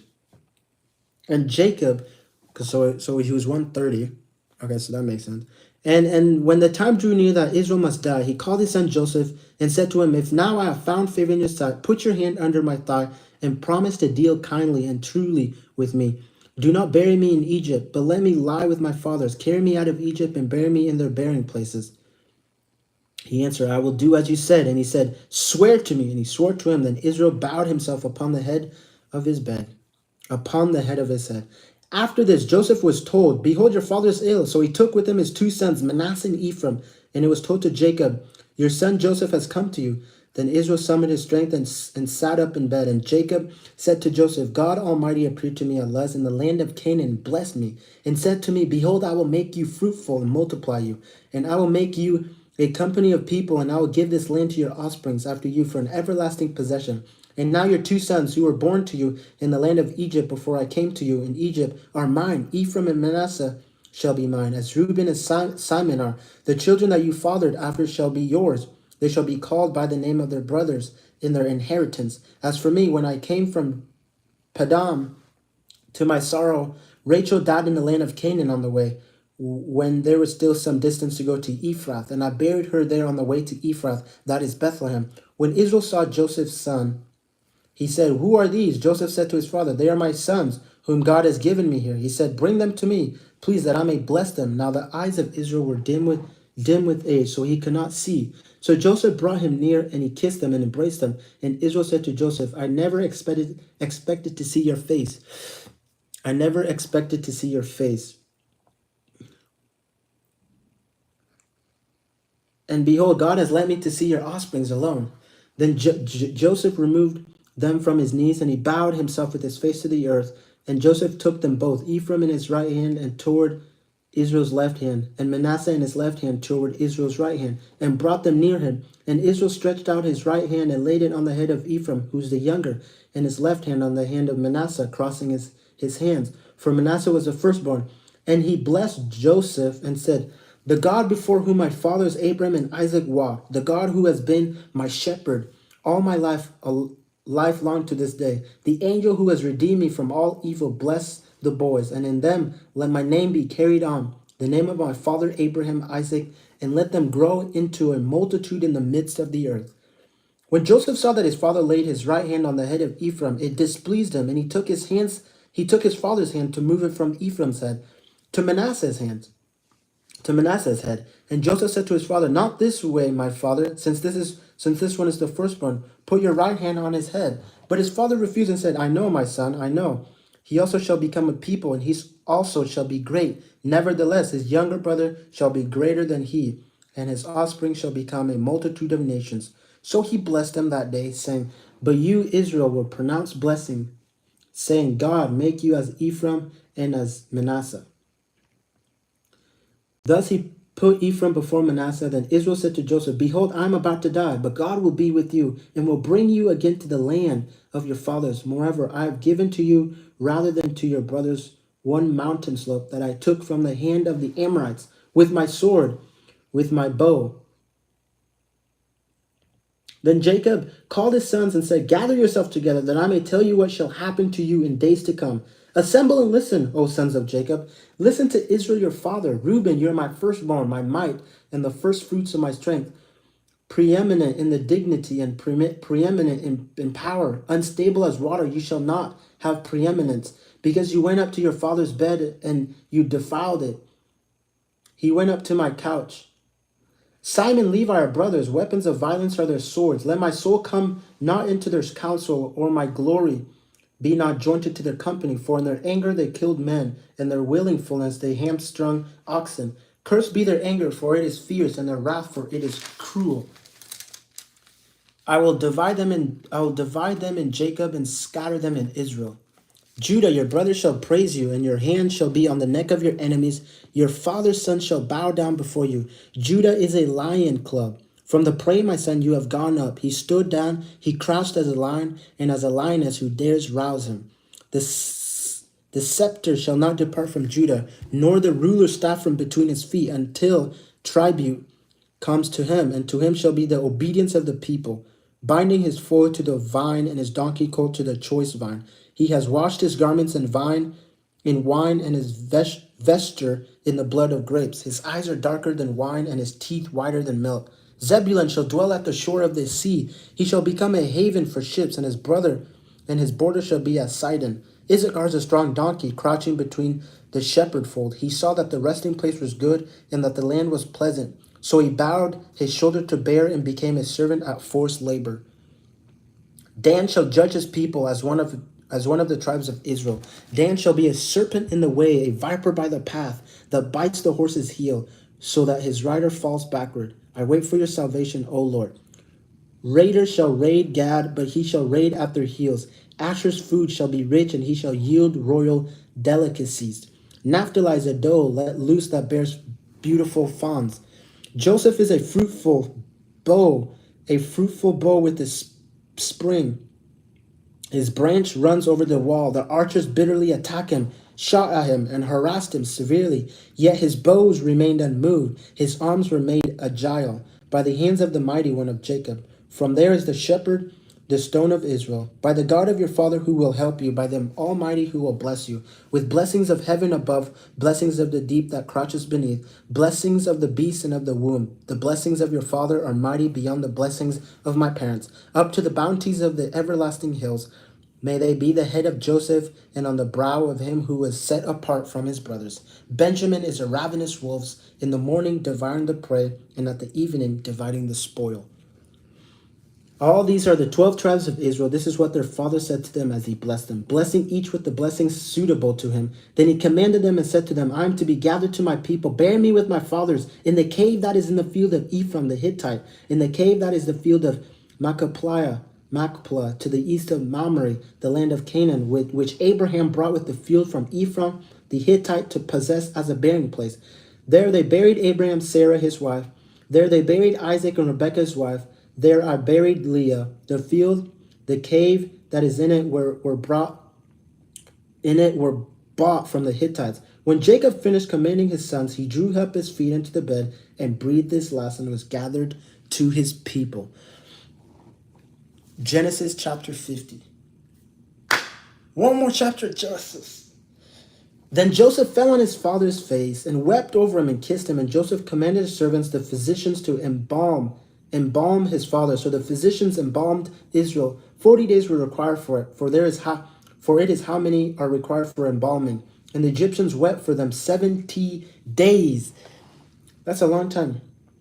And when the days of weeping for them were past, Joseph spoke to the household of Pharaoh, saying, If now I found favor in your eyes, please speak in the ears of Pharaoh, saying, My father made me swear, saying, I am about to die in my tomb, that I hew out for myself in the land of Canaan. There shall you bear me. Now therefore let me please go up and bear my father, then I will return. And Pharaoh answered, Go up, bear your father as he made you swear. So Joseph went up to bury his father. With him went up all the servants of Pharaoh, and the elders of his household, and all the elders of the land of Egypt, as well as all the household of Joseph, his brothers, his father's household. Only their children, their flocks, their herds were left in the land of Goshen.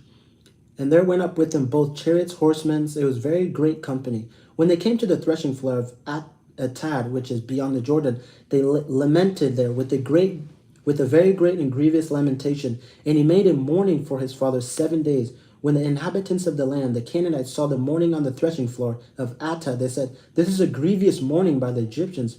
Therefore the place was named Abel Mizraim. It is beyond the Jordan. Thus his sons did for him as he had commanded them.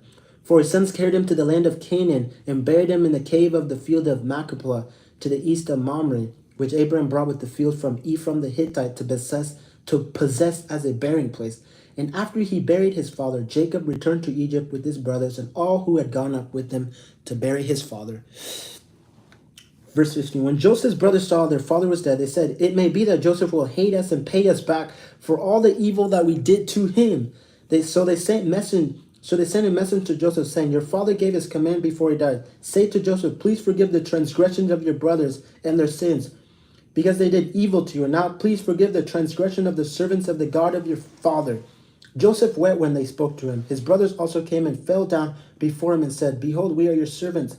But Joseph said to them, Do not fear, for am I in the place of God? As for you, you meant evil against me, but God meant it for good, to bring it about that many people should be kept alive as they are today. So do not fear. I will provide for you. I will provide for you and your little ones. Thus he comforted them and spoke kindly to them. So Joseph remained in Egypt, he and his father's house. Joseph lived 110 years, and Joseph saw Ephraim's children of the third generation. The children also of Machir, the son of Manasseh, were counted as Joseph's own. And Joseph said to his brothers, I'm about to die, but God will visit you and bring you out of this land to the land that he swore to Abraham, to Isaac, and to Jacob. Then Joseph made the sons of Israel swear, saying, God will surely visit you, and you will carry up my bones from here. So Joseph died, being 110 years old. They embalmed him, and he was put in a coffin in Egypt. Put in a coffin in Egypt. So that is Genesis. I just read the book of Genesis. in 2 days. Oh, yes, sir. 50 chapters. Sheesh. Man, that was good. I just read the whole book of Genesis. That's crazy. So, Exodus now. We got chapter 1, 2, and 3. Right? You're going to read 1, 2, 3.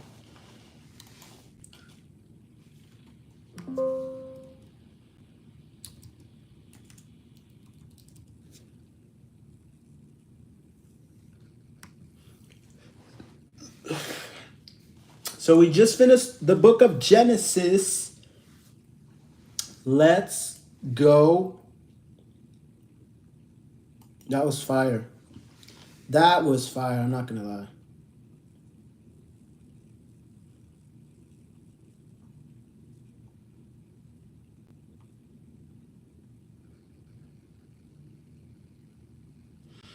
That was fire. So, yeah, so Exodus 1, 2, 3. So 1, 2, and 3. All right, so here it is. Exodus chapter 1. It's been a journey today.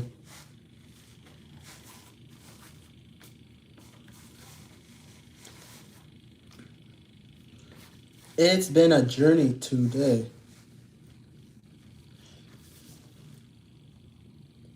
It's been a journey today. So Exodus chapter 1.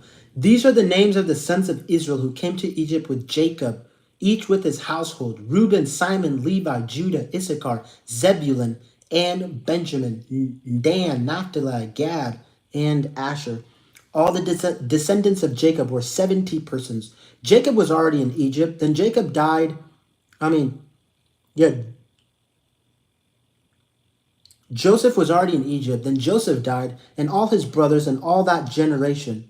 But the people of Israel were fruitful, increased greatly. They multiplied and grew exceedingly strong, so that the land was filled with them. Now there arose a new king over Egypt who did not know Joseph. And he said to his people, "Behold, the people of Israel are too many and too mighty for us. Come, let us deal shrewdly with them, lest they multiply. And if war breaks out, they join our enemies and fight against us and escape from the land." Therefore they set taskmasters over them to afflict them with heavy burdens. They built for Pharaoh stone cities, Pythons, Ramses.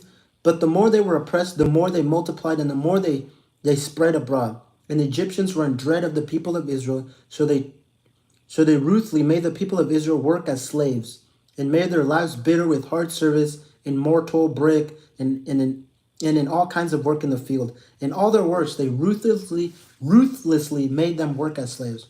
Then the king of Egypt said to the Hebrews midwives, one of whom was named Shipra, and the other Pua, "When you serve as a midwife to the Hebrew women and to see them on their birth stool, if it is a son, you shall kill him. But if it is a daughter, she shall live." But the midwives feared God and did not do as the king of Egypt commanded them, but let the male children live. So the king of Egypt called the midwives and said to them, "Why have you done this? Let the male children live." The midwife said to Pharaoh, "Because the Hebrew women are not like the Egyptians women, for they are vigorous and give birth before the midwives come to them." So God dealt well with the midwives, and the people multiplied and grew strong. And because the midwives feared God, he gave them families. Then Pharaoh commanded all his people, "Every son that is born to the Hebrews you shall cast into the Nile, but you shall let every daughter live." It's been happening for generations. It's been happening for centuries. Killing babies. It's nothing new here. Now a man from the house of Levi went and took as his wife a Levite woman. The woman conceived and bore a son, and when she saw that he was a fine child, she hid him 3 months. When she could hide him no longer, she took from him a basket made of bulrushes and daubed it with bitumen and pitch. She put the child in it and placed it among the reeds by the river bank, and his sisters stood at a distance to know what would be done to him. Now the daughter of Pharaoh came down to bathe at the river, while her young women walked beside the river. She saw the basket among the reeds and sent her servant woman, and she took it. When she opened it, she saw the child, and behold, the baby was crying. She took pity on him and said, "This is one of the Hebrews' children." Then his sister said to Pharaoh's daughter, "Shall I go and call you a nurse from the Hebrew woman to nurse the child for you?" And Pharaoh's daughter said to her, "Go." So the girl went and called the child's mother. And the Pharaoh's daughter said to her, "Take this child away and nurse him for me. I will give you your wages." So the woman took the child and nursed him. When the child grew older, she brought him to Pharaoh's daughter, and he became her son. She named him Moses because she said, "I drew him out of water." Moses. One day, when Moses had grown up, he went out to his people and looked on their burdens and saw an Egyptian Hebrew. He saw an Egyptian beating in Hebrew, one of his people. He looked his way and he looked this way and that, and seeing no one, he struck down the Egyptian and hid him in the sand. When he went out the next day, behold, two Hebrews were struggling together, and he said to the man in the wrong, "Why do you strike your companion?" He answered, "Who made you a prince and a judge over us? Do you mean to kill me as you killed the Egyptian?" Then Moses was afraid and thought, "Surely the thing is known." When Pharaoh heard of it, he sought to kill Moses. But Moses fled from the Pharaoh and stayed in the land of Midian, and he sat down by a well. Now the priest of Midian had 7 daughters, and they came and drew water and filled a trough to water their father's flock. The shepherds came and drove them away, but Moses stood up and saved them and watered their flocks. When they came home to their father, Reuel, he said, "How is it that you have come home so soon today?" They said, "An Egyptian delivered us out of the hand of the shepherds and even drew water for us and watered the flocks." He said to his daughters, "Then where is he? Why have you left the man? Call him that he may eat bread." And Moses was content to dwell with the man, and he gave Moses his daughter Zipporah. She gave birth to a son, and he called his name Gershom, for he said, "I have been a sojourner in a foreign land." During those days, the king of Egypt died, and the people of Israel groaned because of their slavery and cried out for help. Their cry for rescue from slavery came up to God, and God heard their groaning, and God remembered his covenant with Abraham, with Isaac, and with Jacob. God saw the people of Israel, and God knew. Now Moses was keeping the flock of his father-in-law, Jethro, the priest of Midian, and he led his flock to the west side of the wilderness and came to Horeb, the mountain of God. And the angel of God appeared to him in a flame of fire out of the midst of a bush. He looked, and behold, the bush was burning, yet it was not consumed. And Moses said, "I will turn aside to see this great sight. Why the bush is burned? Why the bush is not burned?" When the Lord saw that he turned aside to see, God called to him out of the bush, "Moses, Moses." And he said, "Here I am." Then he said, "Do not come near. Take your sandals off your feet, for the place on which you are standing is holy ground."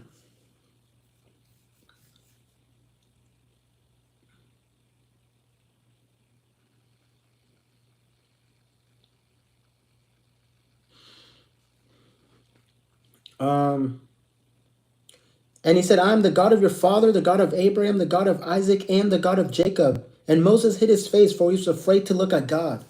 When the Lord said to him, "I have surely seen the affliction of my people who are in Egypt, and have heard their cry because of their taskmasters.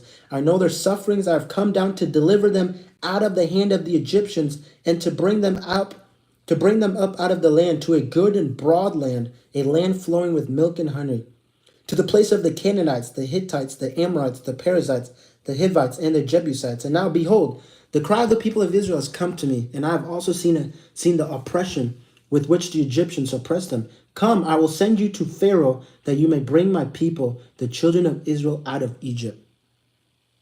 But Pharaoh said to God, "Who am I that I should go to Pharaoh and bring the children of Israel out of Egypt?" He said, "But I will be with you, and this shall be the sign for you that I have sent you. When you have brought the people out of Egypt, you shall serve God on this mountain." Then Moses said to God, "If I have come to the people of Israel and say to them, 'The God of your fathers sent me to you,' and they ask, 'What is his name? What is his name?' What shall I say to them?"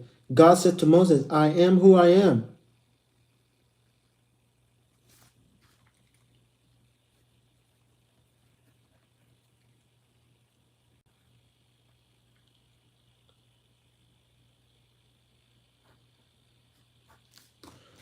I am who I am. And he said, "Say this to the people of Israel, 'I am has sent you.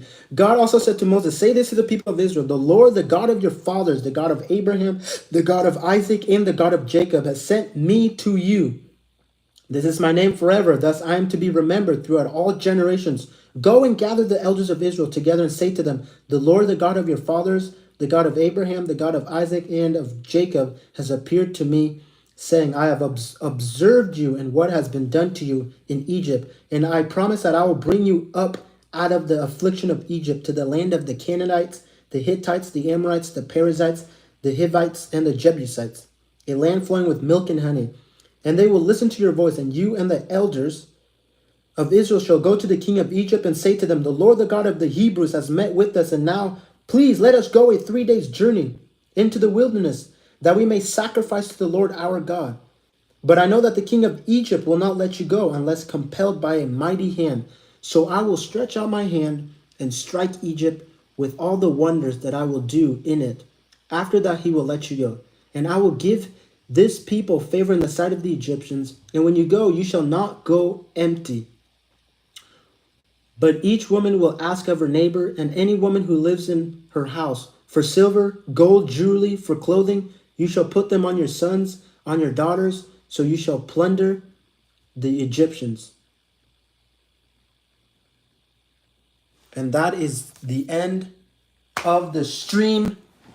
We just read from Genesis 30 to Exodus chapter 4. So that is it, guys. A long read, long day. What time is it? 3:15. That was a great read. I'm not gonna lie. It was. I thought it was gonna be longer, but it was a absolutely great read. So that is Genesis from Genesis 30 all the way to Exodus chapter 4. So that's about 25 chapters. So that we're able to do that. So day 2 is check. Day 2 is check, and yeah. Journey continues. Journey continues. Only 2 days. Let me mark off the thing. Day 2 is check. And then tomorrow we're doing Exodus 4 to 28. So it's about 24 chapters too. I think that's all we're doing is about 24 chapters. About 24 chapters each. All right, so that's the end of the stream. I'm going to end it here. Make sure that y'all like the stream, share this, and watch it. And yeah, so it's the journey I'm doing, May 19th to June 19th, trying to read the whole New Testament, trying to read the whole Bible this whole summer, and a couple other ancient scriptures or other scriptures from other religions. But we're going to start out with the Old Testament and the Bible, and we started yesterday, and today's day 2. So tomorrow's day 3. Stay tuned. We continue this. We continue the grind. Let's get it.